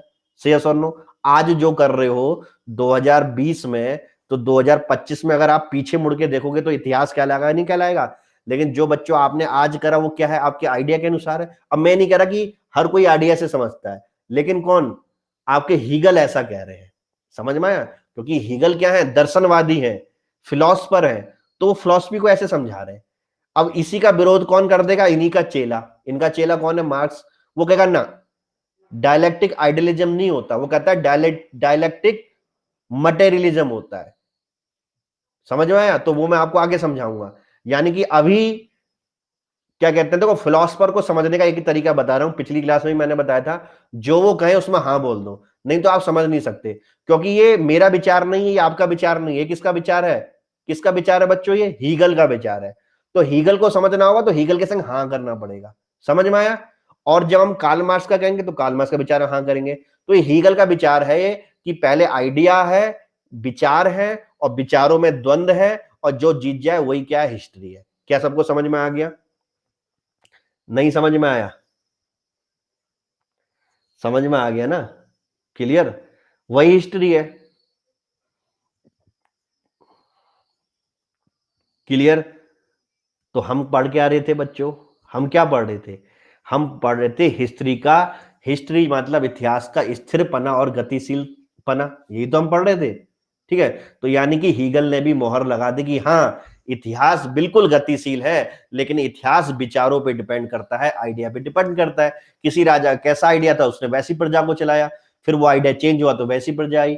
द्वंद हर किसी के दिमाग में होता है, कन्फ्लिक्ट हर किसी के दिमाग में होता है। समझ में आ गया? आपके दिमाग में भी तो कन्फ्लिक्ट चल रहा है, सोशियोलॉजी ऑप्शन ले कि एंथ्रोपोलॉजी ले, सोशियोलॉजी ले कि हिस्ट्री ले, सोशियोलॉजी ले कि हिंदी लिटरेचर ले, है कि नहीं?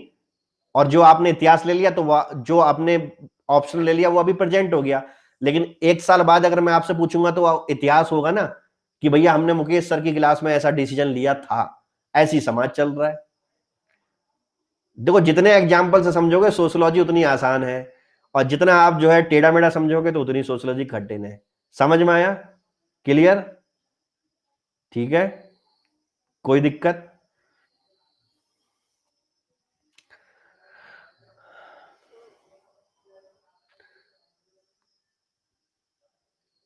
पहली बार पढ़े हैं लेकिन लग रहा है जैसे आता है, बहुत बढ़िया। तो तुम्हारा जो है क्या जाग रहा है, इतिहास जाग रहा है तुम्हारा, तुम्हारा पुनर्जन्म जाग रहा है, गोस्वामी जी का पुनर्जन्म हो गया है। Sir dialect in English please, ये इंग्लिश में ही है मिश्रा जी, डायलेक्टिकल जो है इंग्लिश में ही है, ठीक है ना? और इसका मतलब होता है इंग्लिश में कॉन्फ्लिक्ट बिटवीन टू। डायलेक्टिकल को क्या बोलते हैं, conflict between to. whenever there is a conflict between two, whether I should call to my girlfriend or I should not call to my girlfriend, this is a क्या, द्वंद। अब आप कर देते हो तो फिर सही है, नहीं करते हो तो और भी सही है, द्वंद है। आज समोसा खाएं कि पकौड़ी खाएं, आज सर से मार खाना है या सर से मोटिवेशन लेना है, द्वंद है। ठीक है? समझ में नहीं आएगा तो उल्टा सीधा क्वेश्चन कर दो, द्वंद ही तो चल रहा है। ठीक है ना? रोहू खाएं कि सार्क खाएं, द्वंद चल रहा है। दिन है कि रात है, द्वंद चल रहा है। समझ में आया? मेरे भाइयों बहनों, मस्तिष्क को समझ लोगे तो समाजवाद अपना भी हो जाएगा। तो समाज को समझना है तो मस्तिष्क को समझो। समझ में आया? जैसे कि आपको फाइनेस्ट एग्जांपल देता हूं, चक दे इंडिया मूवी किस किसने देखी, जल्दी बताओ। चक दे मूवी इंडिया मूवी किसने देखी है? जब बच्चों फाइनल जो है गोल होने वाला होता है और गोल कीपर होती है विद्या नाम का किरदार, तो शाहरुख खान क्या बोलता है कि ये लेफ्ट मारेगी, फिर कहता no no no no right मारेगी, इसका पैर तो पीछे है, ये तो ना लेफ्ट मारेगी ना राइट मारेगी, ये तो सीधे मारेगी। से यस और नो? और वो विद्या को क्या करता है, ऐसे इशारा करता है कि तू कहीं मत जो, सीधे रहे, सीधे मार रही है, स्ट्रेट। ठीक है ना। और देखो, तो उस समय शाहरुख खान के दिमाग में क्या चल रहा था, द्वंद्व, ठीक है, क्या था, conflict between two, whether she will hit right और left. But after some calculation Shahrukh Khan realise that she will hit straight, ठीक है ना, और गोल बच जाता है। तो मेरे प्यारे भाई बहनों, यही द्वंद्व चल रहा है। कौन कह रहा है, मैं नहीं कह रहा, हीगल बाबा कह रहे हैं। सबको समझ में आ गया, क्लियर।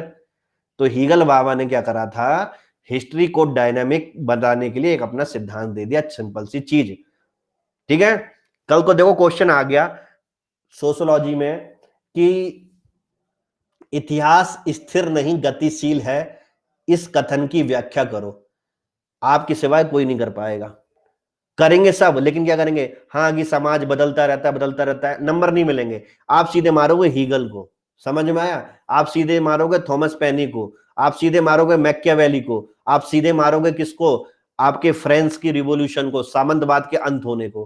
कैसे नंबर नहीं मिलेंगे आपको, समझ में आया। अभी दो तीन और बता रहा हूं, और नहीं तो एक सामान्य बच्चा क्या बोलेगा, हाँ सर बिल्कुल इतिहास गतिशील है, क्यों, क्योंकि समाज में पहले सिस्टम कुछ और था, आज का सिस्टम कुछ और है। तो ये तो बेटा सभी को पता है, ये तो स्टेटमेंट में ही लिखा हुआ है। तुम क्या कहते हैं, डिफाइन कर रहे हो, तुम डिफाइन नहीं कर रहे, तुम क्या कर रहे हो, उसी स्टेटमेंट को अपनी भाषा में लिख रहे हो। समझ में आया। तो नंबर कहां से मिलेंगे। तो उत्तर प्रदेश अब ऐसी चीजें पूछ रहा है, तभी मैं इतना ज्यादा इसमें दिमाग लगा रहा हूं कि सबको समझ में आ गया, क्लियर। अब इसमें मार्क्स को लेके आते हैं। मार्क्स कौन थे, हीगल के, हीगल के मार्क्स कौन थे, जल्दी बताओ, शिष्य। तो गुरु चेला, गुरु बन गया गुड़, चेला बन गया चीनी, बना दे चेले को चीनी। चलो भैया चेले को चीनी बना देते हैं, मार्क्स को लेके आ जाते हैं। तो मार्क्स के आते ही जोरदार तालियां करो, स्वागत करो इनका। स्वागत नहीं करोगे, इनका स्वागत इसलिए करवा रहे हैं क्योंकि पूरे सोशियोलॉजी में सबसे ज्यादा अगर आप किसी को पढ़ने वाले हो तो मार्क्स को पढ़ने वाले हो। दास कैपिटल को तो मैं बिल्कुल पढ़ाऊंगा नहीं, बाकी सारी चीजों को पढ़ाऊंगा, ठीक है। सोशियोलॉजी में दास कैपिटल का कोई मतलब नहीं है। तो मार्क्स का स्वागत जिसने किया है तो बढ़िया है। अब भैया मार्क्स ने क्या बोला, मार्क्स ने रिजेक्ट कर दिया, मार्क्स रिजेक्टेड डायलैक्टिकल आइडियलिज्म। समझ में आया। हिंदी माध्यम वाले इन्होंने क्या करा, विचारों के द्वंद्ववाद को क्या कर दिया, सिरे से निकार दिया। समझ में आया, कैसे नकार दिया उन्होंने। मार्क्स ने बोला कि ना, मार्क्स ने बहुत प्यारा डायलॉग दिया जिसे हर बच्चा लिखेगा, पहले इंग्लिश मीडियम में लिखवा देता हूं फिर हिंदी में लिखवा देता हूं, ठीक है। मार्क्स बोले, आई फाउंड हीगल, अपने गुरु के बारे में बोला।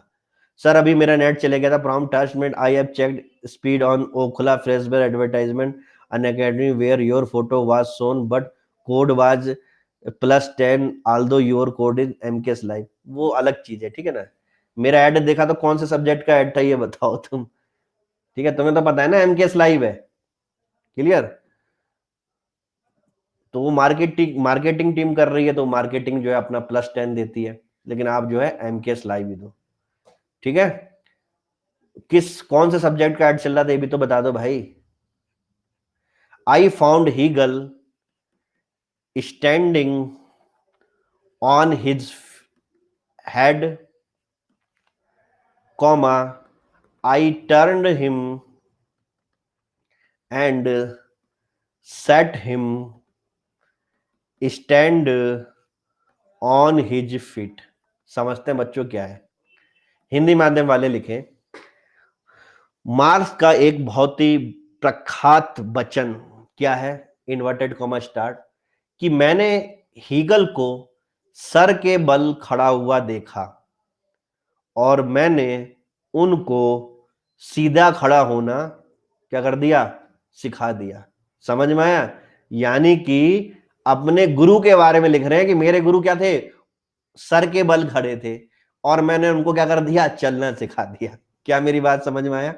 यानी कि वो समाज शास्त्र को उल्टी नजरों से देख रहे थे, मैंने उनको सीधी नजरों से देखना सिखा दिया। समझ में आ गया। तो आप लोग ये मेरे साथ मत कर देना कि इसकी हीगल की जगह लिख दिया Mukesh sir, I found Mukesh sir standing on his feet but I turned him and said him stand on his feet, मैंने उनको अपने पैरों पे खड़ा करना सिखा दिया। समझ में आया? बिल्कुल कर सकते हो अगर रैंक 1 लगा दो तो। ठीक है, जो रैंक 1 लगाएगा वही ये स्टेटमेंट बोल सकता है, 2 वाला भी नहीं बोलेगा। ठीक है, यहां तक सबको समझ में आ गया? हिंदी मीडियम वाले कोई दिक्कत? कि गुरु ने क्या, चेले ने क्या कर दिया, गुरु को सीधा खड़ा कर दिया, और चेले के अनुसार मेरे गुरु उल्टा खड़े थे। उल्टा खड़े समझते हो ना, खोपड़ी नीचे पैर ऊपर। मजा आ रहा है पढ़ने में? मजा आ रहा है पढ़ने में? किसी भी उत्तर प्रदेश की बड़ी से बड़ी कोचिंग के नोट्स मिला देना आज वाले टॉपिक के। टॉपिक क्या है? Emergence of sociology. सोशोलॉजी के उद्गम का खुला चैलेंज दे रहा हूं, पीडीएफ निकाल लेना 1 घंटे बाद। ठीक है, और अपने सारे उन दोस्तों को भेज देना जो बोलते हैं कि हम फलाने टीचर से बड़े बड़े नाम से पढ़ रहे हैं, उनके नोट्स में उद्गम ऑफ सोशोलॉजी क्या लिखा हुआ है और मेरे नोट्स में क्या लिखा है, मैच कर लेना और फिर मुझे कल बता देना। लेकिन टॉपिक सेम होना चाहिए। ठीक है, अभी मैंने नेचर और स्कोप नहीं बताया है। अभी हमारा कौन सा टॉपिक चल रहा है? केवल समाज शास्त्र का उद्गम ही चल रहा है। ठीक है ना? पानी पी लेता हूं थोड़ी देर।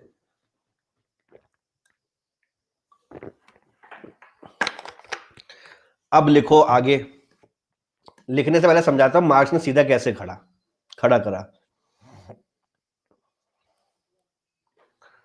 मार्क्स जो है एक सिद्धांत देंगे जिसको क्या बोलेंगे? Historical materialism. ऐतिहासिक मटेरियलिज्म को क्या बोलते हैं? अरे अभी तो मुझे आ रही थी मटेरियलिज्म की हिंदी। क्या थी मटेरियलिज्म की? अभी मैं बोलने वाला था। अरे भौतिकवाद। नहीं नहीं, ये बोलते हैं ना मटेरियलिस्टिक चीज, जो बोलते हैं ना, क्या बोलते हैं? सांसारिक, भौतिकवादी बोलते हैं पक्का?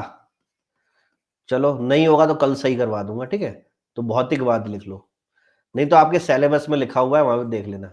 अब इसका मतलब क्या होता है देखो, ध्यान से सुनना सब बच्चे। हिस्टोरिकल मटेरियलिज्म का मतलब क्या हुआ? मटेरियलिज्म समझते हो? मटेरियलिज्म का मतलब, ठीक है, मोह माया। ठीक है, तो अगर ये मोह माया चेंज होने लग गई, आप में से कोई आदमी सोचे कि मैं करप्शन करके बहुत बड़ा बन जाऊं, तो उसकी मोह माया अलग चेंज हो गई। कोई आदमी सोचे कि यार मेरे पास जितना ही पैसा उसे चैरिटी में दे दूं, तो भैया उसके लिए भौतिकवाद अलग है। किसी के लिए भौतिकवाद क्या है? बड़े बड़े गहने पहनना, एप्पल का मोबाइल लेके घूमना, उसके लिए वो भौतिकवाद है। क्या मेरी बात समझ में आई? क्लियर? तो यानी कि हिस्ट्री, इतिहास कैसे चला? मार्क्स बोल रहा है कि इतिहास जो है भौतिकवाद से चला। कैसे समझते हैं? मार्क्स बोलता है कि अगर आप इतिहास के पन्नों को देखो, तो सबसे पहले हम देखते हैं कि जो हमारा समाज था वो क्या था? हंटर एंड गैदर्स था कि नहीं था? यानी कि आपका शिकार करने वाला और इधर उधर जो है आपका, जिसको बोलते हैं खाना बदोशी का जीवन जीने वाला था। हिंदी मीडियम वाले समझ रहे हैं? अब जब हमारा समाज खाना बदोश और इधर उधर घूमने वाला था, तो कोई कंपटीशन नहीं था। समझ में आया? यानी कि सभी के पास क्या थे? समान अधिकार थे। उस समय ना कोई राजा था ना कोई रंक था। समझ में आया? लेकिन जब से कृषि का आविष्कार हुआ, तो कुछ लोगों ने एग्रीकल्चर स्टार्ट कर दी, और जिनके पास एग्रीकल्चर सरप्लस में हो गई, तो वो क्या होने लग गए? मास्टर बनने लग गए। और उनके चारों दूसरे टाइप के लोग जो थे बहुत सारे, वो क्या बन गए? उनके बच्चों स्लेव्स बन गए। समझ में आया? फिर और ज्यादा विकास हुआ। जो ये मास्टर थे जिनके पास क्या था? उत्पादन बहुत ज्यादा होने लग गया, तो भैया इनके पास क्या हुआ? अलग सा दिमाग आया। तो इन्होंने क्या करा? अपने खेतों को अपने स्लेव्स को दे दिया कि भैया हम क्यों जोते।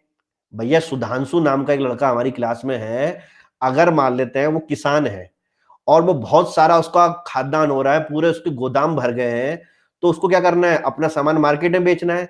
तो अब क्या वो सोचेगा यार कि मैं खेती क्यों करूं, मैं इसको बटाई पे दे दूं और वो जो जो आएगा अनाज थोड़ा उनको बांट दूंगा, बाकी अपने पास रख लूंगा। यही तो सोचेगा।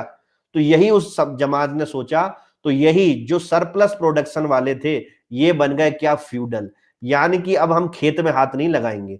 हमारे जो है कौन? सर्फ लोग जो होंगे, जिनको बोलते हैं, क्या कहते हैं, सामंतवादी प्रथा में कृषि भूमि पे काम करने वाले लोग, वो काम करेंगे। ठीक है। अब ये फ्यूडल क्या करने लगे थे, सर्फ का मतलब किसानों का बहुत ज्यादा एक्सप्लॉइटेशन करते थे। इनको भैया 12-12 घंटे अपनी जमीन पे काम कराते थे। तो इन्होंने भी क्रांति करना शुरू करा। फ्यूडल वाल के बाद पैसा भी ज्यादा हो गया तो इन्होंने भी सोचा, तो फिर क्या आया, कैपिटलिज्म। कैपिटलिज्म में क्या हुए, यही फ्यूडल बड़े बड़े कारखाने खोलने लग गए। तो कारखाने खोलने वाली क्लास क्या कहलाई आपकी, बर्जुआ क्लास। क्या कहलाई, बर्जुआ क्लास। और यही जो सर्फ काम करने वाले थे ये किस में कन्वर्ट हो गए, मजदूर में। और ये मजदूर क्या बन गए आपके, प्रोलेटेरिएट्स बन गए। क्या ये बात सबको समझ में आ रही है, समझ में आई? किस किस को बात ये समझ में नहीं आई, फिर समझाता हूं हिंदी मीडियम वाले। मेरे प्यारे बच्चों, सबसे पहले समाज क्या था, आपका खाना बदोश और शिकार करने वाला था। उस समय समाज में समानता थी, कोई ऊंच नीच नहीं थी। अब जब कृषि का आविष्कार हुआ तो लोगों ने खेती करना चालू करा। तो जिनके पास बड़े बड़े खेत थे, जिनके पास अनाज जो है बहुत आयत मात्रा में आने लग गया, तो वो तो बन गए मास्टर। और दूसरे वाले जो है लोग बन गए स्लेव्स। फिर आगे चल के यही मास्टर क्या हुए, इन्होंने सोचा कि अब हमारे पास खाद्यान्न आ गया तो क्यों ना हम इसको बेचे, हम किसी का काम नहीं करेंगे। तो ये बन गए भैया फ्यूडल, और इनके यहाँ काम करने वाले बन गए सर्फ। और यही सर्फ आगे चल के क्या करे, क्रांति करी कि हम खेती नहीं करेंगे, तो भैया शहरों में जाओ, मजदूर बन गए। और जो फ्यूडल थे बड़े बड़े, ये क्या बन गए, कैपिटलिस्टिक सोसाइटी बन गए। तो एक शोषित हो गया, एक शोषण करता हो गया। ठीक है ना। तो ये हो गए बर्जुआ, BOURGEOISE, बर्जुआ क्लास। और ये हो गई प्रोलेटेरिएट क्लास। ठीक है, क्लियर है यहां तक? ठीक है। अब मेरे प्यारे बच्चों, अगर आप में से किसी में कॉमन सेंस है तो मुझे ये बता सकता है ये क्लास क्यों पैदा हो रही है। क्या ये क्लास जो है मटेरियलिज्म की शिकार नहीं है भैया? जिसके पास सरप्लस था तो उसने भौतिकवाद में अपने आप को मास्टर बनाना शुरू करा। वही भौतिकवाद उसके सर पे और चढ़ गया तो भैया वो फ्यूडल बन गया। और वही भौतिकवाद उसके सर पे और ज्यादा चढ़ गया तो वो क्या बन गया, कारखानों का मालिक बन गया। समझ में आया? और अगर इनके पास भौतिकवाद नहीं होते तो ये भैया गौतम बुद्ध भी बन सकते थे, महावीर जैन भी बन सकते थे, महात्मा गांधी भी बन सकते थे। समझ में आया? ये अंबानी क्यों बने, क्यों बने अंबानी ये, समझ में आ गया? सबको समझ में आया कि नहीं आया? एक जोरदार और ताली बजा दो फटाफट, जोरदार ताली बजा दो भैया। हिस्टोरिकल मटेरियलिज्म बहुत सस्ते में बता दिया मैंने आपको, प्यार प्यार में। अब जिसको मैंने जो जो किताबें लिखवाई हैं हिंदी और इंग्लिश की, वो इस किताब में जाके पढ़ेंगे। ठीक है। Hegel, idea are the engine of the history, Marx, matter is the engine of the history. तालियों से स्वागत किया जाए, पिछली बार मैंने यही लिखवाया था। ठीक है। तो ये चंद्र मोहन ने क्या करा है, वो नोट से पढ़ के बताया है। ठीक है, लेकिन फिर भी चलो बताया तो अच्छी बात है। सब बता रखे हिंदी की बुक, यहां तक क्लियर है सभी को, कोई दिक्कत? उस दिन जो मैंने हिंदी की बुक बताई थी, किसी के पास वो स्लाइड हो तो अटैचमेंट में लगा दो, जो जो मैंने लिखवाई थी, जिसे सारे बच्चे दोबारा देख ले। ठीक है, क्लियर? तो ये तो हो गया भैया हमारा क्या, पुनर्जागरण, इनलाइटमेंट और फ्रांस की क्रांति। और उसका आउटकम क्या था फ्रांस की क्रांति का, कि इतिहास स्टैटिक से क्या बन गया, आपका डायनामिक बन गया। अब हम इसमें जो है एक इंडियन थिंकर को लेके आएंगे जिसका नाम है दीपांकर गुप्ता। मोबाइल मत लिखना, डायनामिक लिखना। ठीक है, मोबाइल लिखोगे तो मोबाइल का नंबर दे देगा आपको 0। ठीक है। तो अब लेके आओ दीपांकर गुप्ता को। दीपांकर गुप्ता ने भी एक स्टडी करी, देखते हैं क्या स्टडी करी। हालांकि लोग इसको कहते हैं कि भैया दीपांकर गुप्ता तो बहुत बाद के थे, क्या कहते हैं पुनर्जागरण तो बहुत पहले हो गया था, बिल्कुल है। लेकिन दीपांकर गुप्ता की नजरों में क्या होता है सोसाइटी का चेंज, इसको भी आपको आंसर राइटिंग में लिखना चाहिए। समझ में आया? तो दीपांकर गुप्ता क्या बोलते हैं, दीपांकर गुप्ता ये बोलते हैं कि सोशल साइंस, ध्यान से समझना, सोशल साइंस, गारंटी से बोल रहा हूं, इतना किसी के नोट्स में आपको मिलेगा नहीं, प्लस डेमोक्रेसी, इन दोनों का क्या है, बहुत ही बड़ा सिम्बायोटिक रिलेशनशिप है। समझे इस चीज को हिंदी माध्यम वाले, सोशल साइंस, सामाजिक विज्ञान और गणतंत्र का आपस में सहजीवी संबंध है।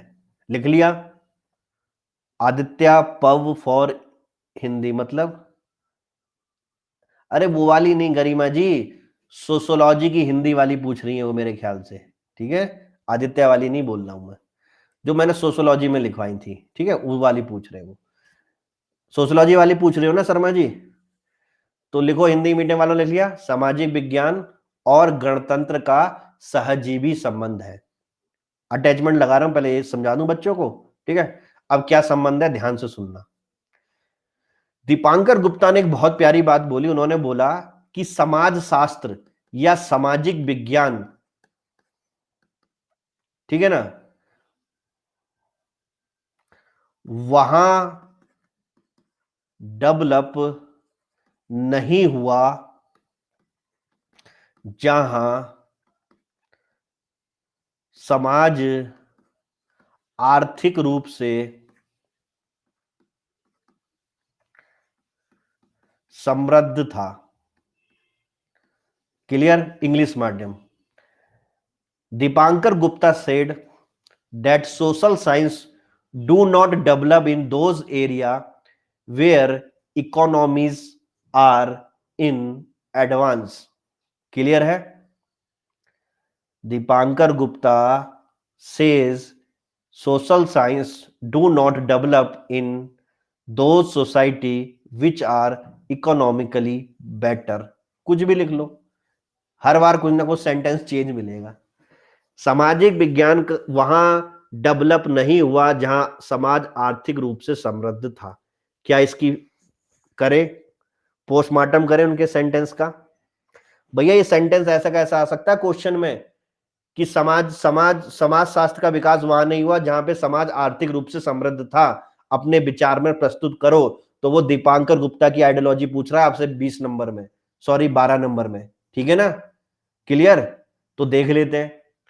तो दीपांकर गुप्ता ने बोला क्या कि सोशल साइंस और डेमोक्रेसी में सिंबॉलिक रिलेशनशिप है।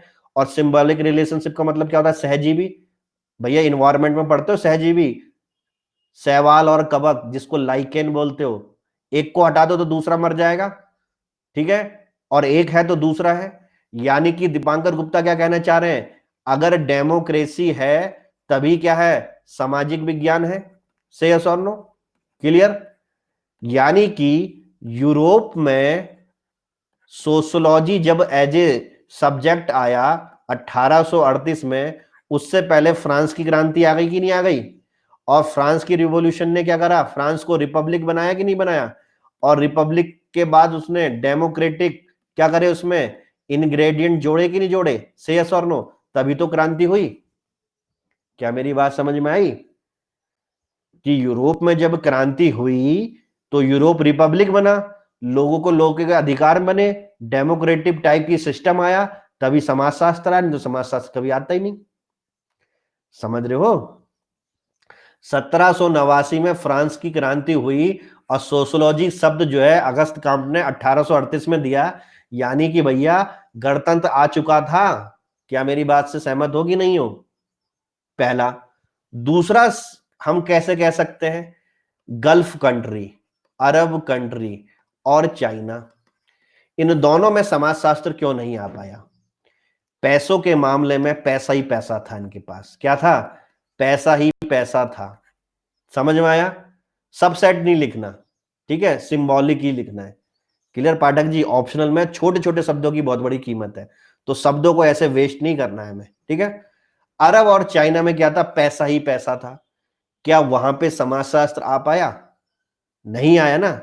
तो दीपांकर गुप्ता ने चाइना और अरब कंट्री का एग्जाम्पल दिया कि यहां पे पैसा आने के बाद भी यहां पे क्या है? सरकार तो क्या थी? अथॉरिटेरियन थी। और अथॉरिटेरियन थी तो भैया वहां पे समाजशास्त्र का विकास ही नहीं हो पाया।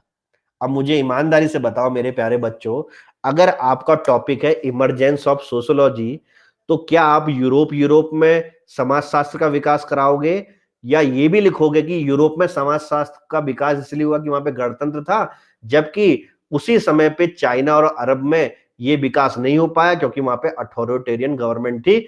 इसका सहमत जो है दीपांकर गुप्ता की स्टडी से हमें मिलता है। तो भैया नंबर किस में मिलेंगे, दूसरे वाले में मिलेंगे कि पहले वाले में मिलेंगे? कॉमन सेंस से सोचो, दोनों वाले मिलेंगे।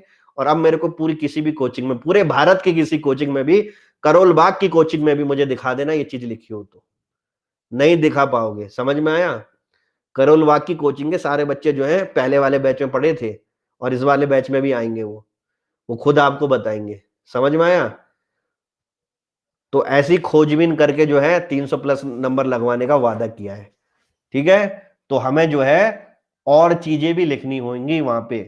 No rise of other thought could be in these countries since, क्या लिखा है, since structure by authoritarian like Roman Empire in the West Europe. शाबाश।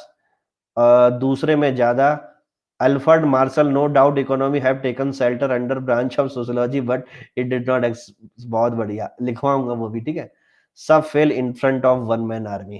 ठीक है, चलो भैया अब फटाफट जो है क्या कहते हैं, हिंदी माध्यम वालों के लिए फटाफट पेन उठाओ और लिखो। इंग्लिश माध्यम वाले जो है उसको खुद से कन्वर्ट करेंगे। ठीक है, इंग्लिश वालों को तो आती होगी ना, हिंदी से सेंटेंस बनाने सीखे नहीं सीखे? सारे ताए तिये वाले लिखूंगा और बोलूंगा, सब लिख देना। तो लिखो, समाज शास्त्र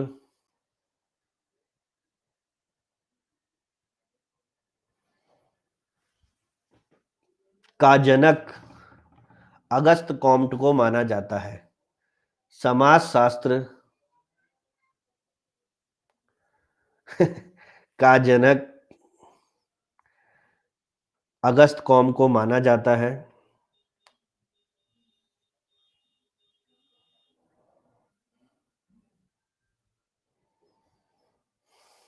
क्लियर? अब मुझे नहीं पता, मैं बाइलिंगुअल बोलूंगा। समाज शास्त्र की उत्पत्ति दो शब्दों से मिलकर हुई है। समाज शास्त्र की उत्पत्ति दो शब्दों से मिलकर हुई है, जिसमें पहला शब्द सोशियस, SOCIUS, और दूसरा शब्द लोगस है। क्लियर? इसमें सोशियस शब्द ग्रीक भाषा का है और लोगस शब्द जो है आपका, सॉरी, सोशियो शब्द जो है आपका लैटिन भाषा का है और लोगस शब्द जो है ग्रीक भाषा का है। ठीक है,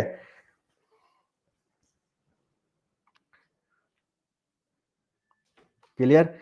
इसका मतलब समाज शास्त्र का शाब्दिक अर्थ समाज का शास्त्र या समाज का विज्ञान है।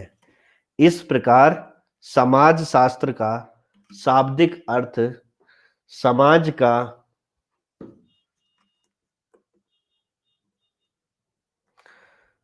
शास्त्र या समाज का विज्ञान है। क्लियर?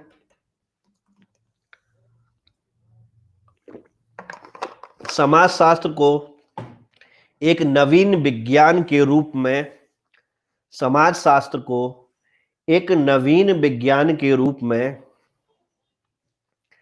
स्थापित करने का श्रेय, समाज शास्त्र को एक नवीन विज्ञान के रूप में स्थापित करने का श्रेय फ्रांस के प्रसिद्ध विद्वान अगस्त कॉम्टे को जाता है। समाज शास्त्र, सर शाब्दिक अर्थ की इंग्लिश बता दें। कौन सा शाब्दिक अर्थ? Literal meaning. ठीक है, अरे डरो मत यार, इंग्लिश में ही बोल दूंगा, पहले हिंदी वालों को तो लिखने दो। क्योंकि हिंदी मीडियम वालों ने बहुत ज्यादा बदनाम कर रखा है मेरे को कि वो हिंदी में नहीं पढ़ाते, हिंदी वालों के लिए क्या करोगे। समझ में आया? मैंने आपको बताया था ना आंदोलन के टाइम पे कितना आया था कि ये इंसान केवल हिंदी माध्यम वालों को नहीं बनाना चाहता है, इंग्लिश माध्यम वालों को बनाना चाहता है।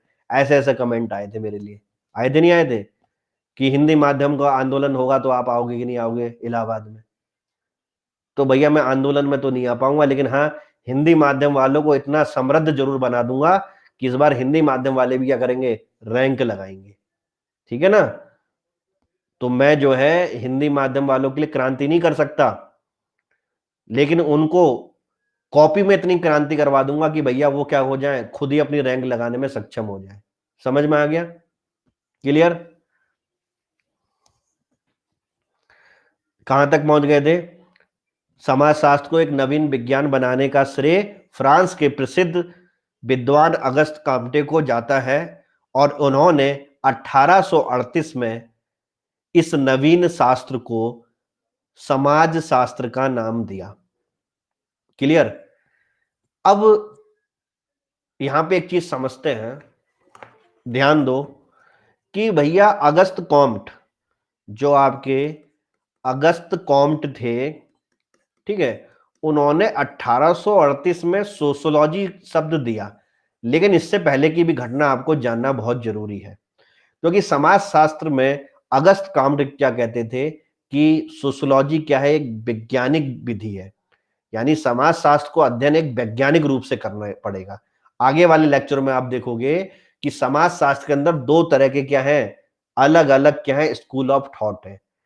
एक विचार मानता है कि समाजशास्त्र क्या है, विज्ञान है, और एक मानता है कि समाजशास्त्र विज्ञान नहीं है, जिसको हम अगले लेक्चर में पढ़ेंगे।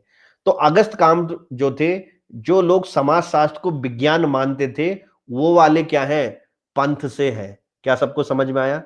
क्लियर? क्योंकि अगस्त काम्ट जब आए थे, इसमें अगस्त काम्ट की गलती नहीं थी। देखो, अगस्त काम्ट कब आए थे?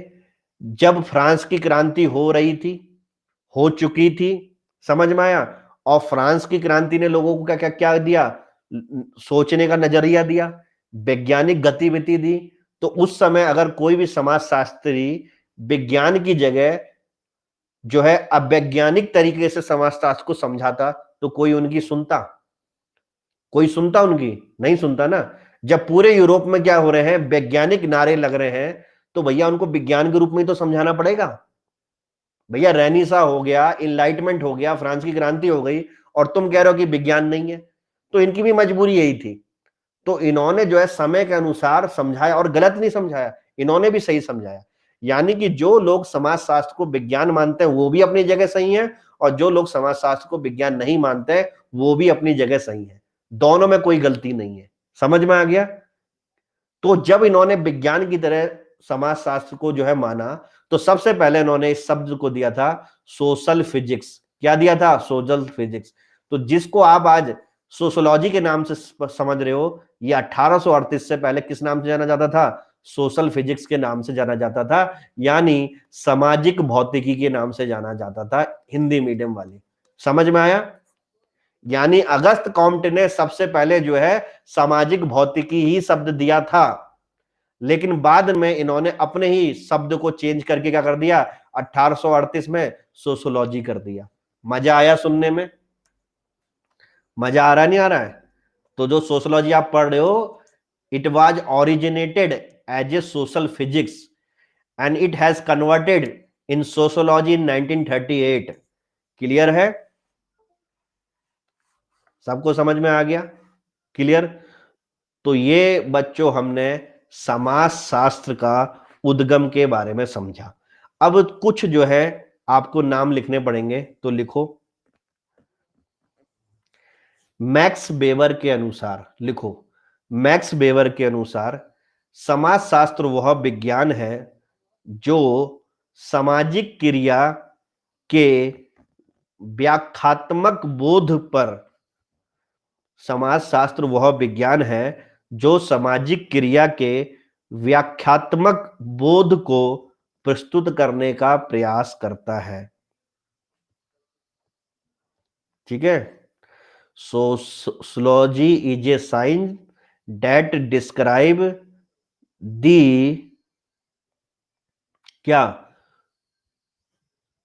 Social action. समझ में आया?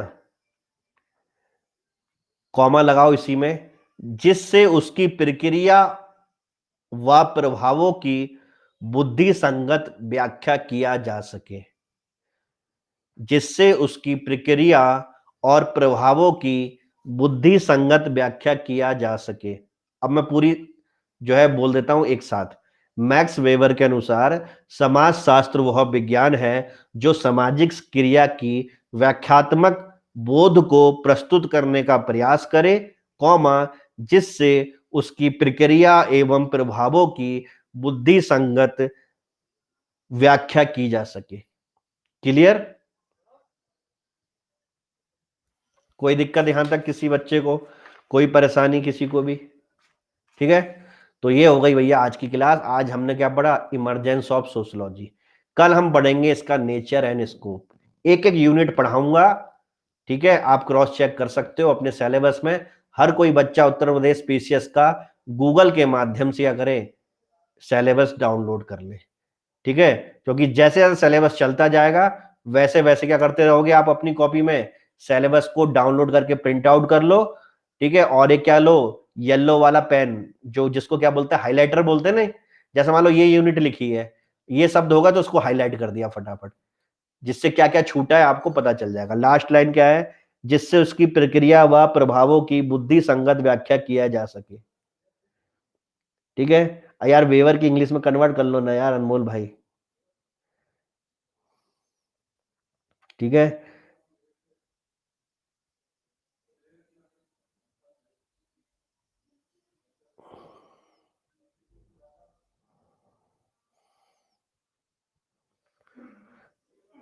उसके आगे कॉमा लगा के लिख लो इंग्लिश मीडियम वाले, कॉमा लगा के जितना मैंने लिखवाया, so that, so that we can explain its process and effect, so that we can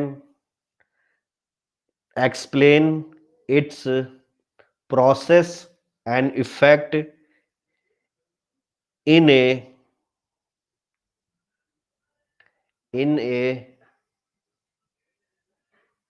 बुद्धि संगत को क्या बोलेंगे अभी मेरे को आ रहा था भूल गया, इन ए लॉजिकल वे, ठीक है? अब मैं पूरा बोल दूं, इन ए लॉजिकल वे, ठीक है?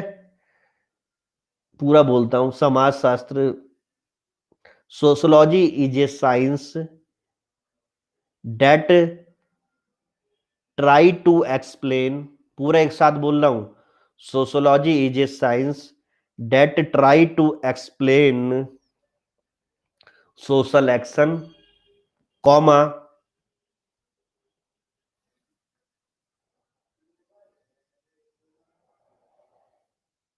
so that we can describe its process and effect in a logical manner. Weber defined scope of social in terms of study of social action. अब आप जो भी मान लो, ठीक है? तो ये हो गया भैया हिंदी और इंग्लिश माध्यम वाले। किसी को आज की क्लास कैसी लगी, किसी को बुरी लगी, अच्छी लगी, आपका कमेंट करने में क्या हो, फ्री हो, ठीक है? सभ्यता वाली लैंग्वेज में लिख के आप फ्री हो। क्लियर? अब मैं वो लगा देता हूं, अटैचमेंट लगा दे भाई एक बार, जिसने लगाया था एक बार अटैचमेंट दोबारा लगा दो। अच्छा मिल गया। अभी जाने से पहले बच्चों ये अटैचमेंट देख लो। आप बोले थे कौन कौन सी किताब लेनी है हिंदी माध्यम वालों के लिए। अरे यार ऐसे कैसे पता चलेगा? चलो मैं बोल देता हूं, ये किताबें मैंने आपको पहले दिन लिखवाई थी, मैं दोबारा बोल देता हूं। लिखो भैया जो पूछ रहे थे, लिखो। पहली किताब जो है आपको हिंदी मीडियम वालों के लिए,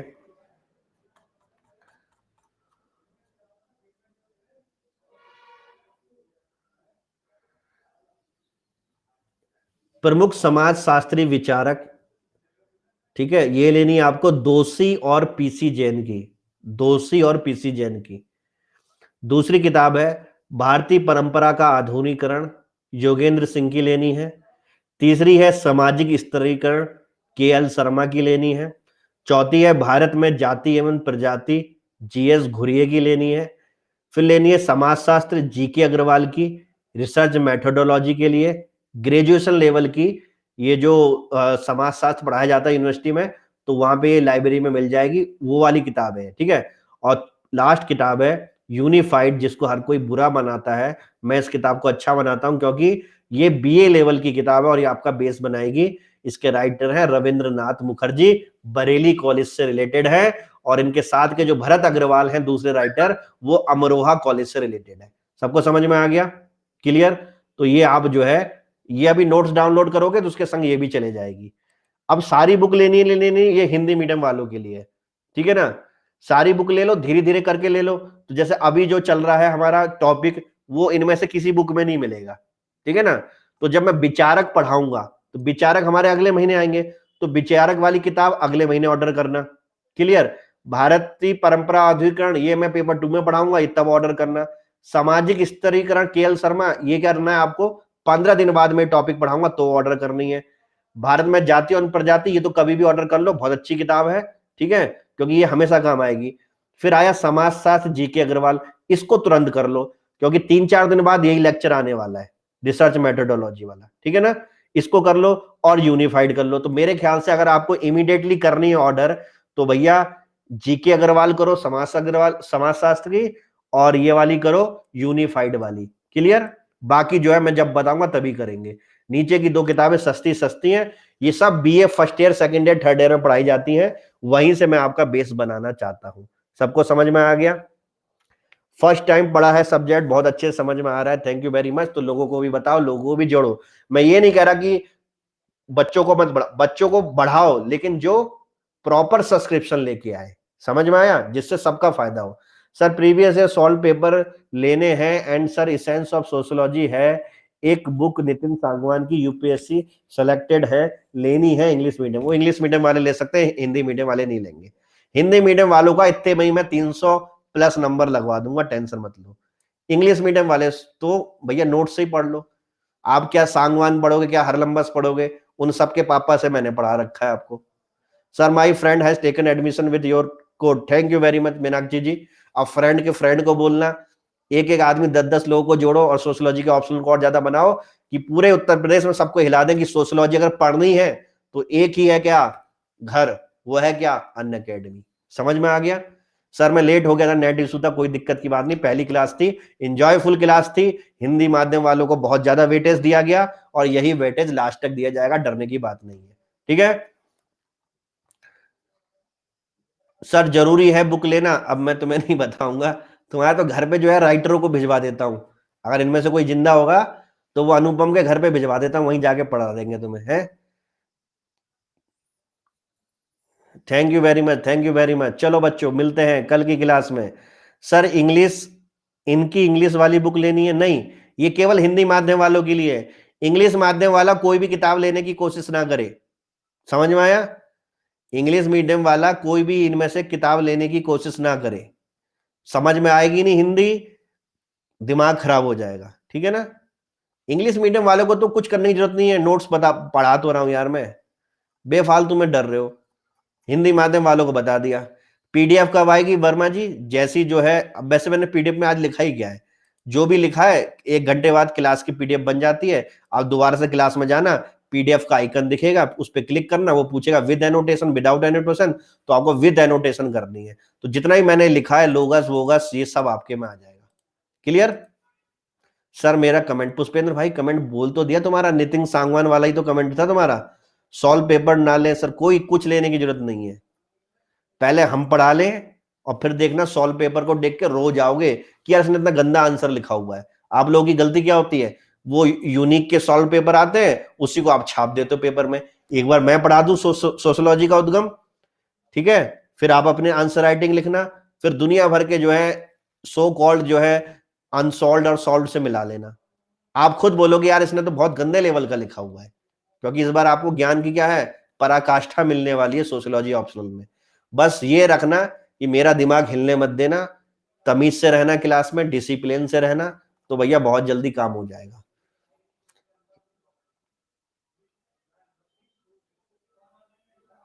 सर मैंने विपिन सर का कल एक इंटरव्यू देखा, 800 से 1000 क्वेश्चन प्रैक्टिस किए हैं, क्या इतने करने पड़ेंगे? मैं करवाऊंगा ना, इनलाइटमेंट हो गया सभी को, प्रबोधन सबको हो गया, पुनर्जागरण भी हो गया सभी का, ठीक है? तो मेरे प्यारे बच्चों, आप लोगों ने जितनी भी बुद्धि क्या कर रखी है, एक बक्से में बंद कर रखी है, उसको बाहर निकालो और क्या करो, पुनर्जागरण करो। ठीक है ना? ठीक है। मैप कौन सा लेना है आपको? मैप इतिहास का, भूगोल का, क्या करोगे? एटलस है कि नहीं है? एटलस है, ऑक्सफोर्ड वाली और ओरिएंट वाली। ओरिएंट वाली में लेना है सबको, ठीक है। अगर ऑक्सफोर्ड वाली है तो कोई दिक्कत नहीं है। अगर पहली बार लेने जा रहे हो तो हर कोई बच्चा ज्योग्राफी के लिए कौन सी एटलस लेगा? ओरिएंट वाली। ठीक है। अब मैं जाऊं, अब मैं जाऊं। अच्छा, भाई ने बताया नहीं वो एडवर्टाइजमेंट कौन से कोर्स का था? भाई जो तुमने एडवर्टाइजमेंट देखा, मेरा फोटो देखा, वो कौन से कोर्स का था, ये भी तो बता दो।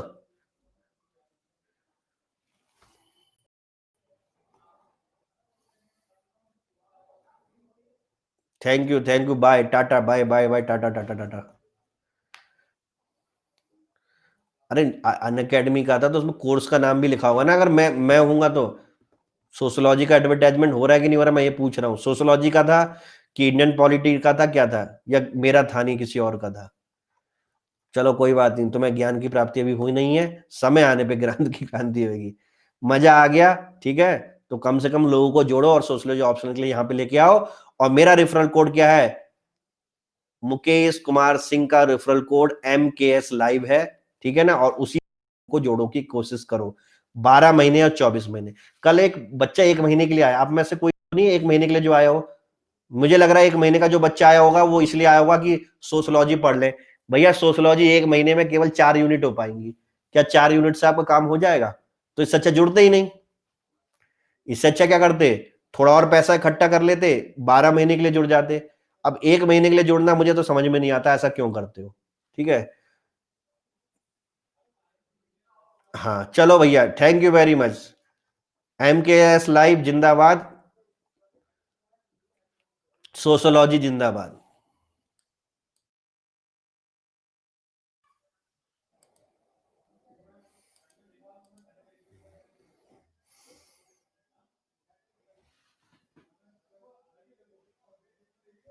अच्छा, ये इंडियन पॉलिटी वाला ऐड है, ये तो इंडियन पॉलिटी वाला ऐड है। ये 2021 वाला इंडियन पॉलिटी वाला है। ठीक है। Thank you very much, have a good day and God bless you. हाँ, जो एस्पायर वाला हो रहा है वो प्योर इंग्लिश मीडियम वाला का है, तो वहां पे बोलूंगा भी मैं इंग्लिश में ही। ठीक है ना? ये एस्पायर वाला है, पता नहीं कौन सा वाला है। ठीक है, ये +10 लिखा रहता है, कोई दिक्कत नहीं। यहाँ पे क्या कर दोगे, MKS लाइव कर दोगे। ठीक है। Okay, bye Tata.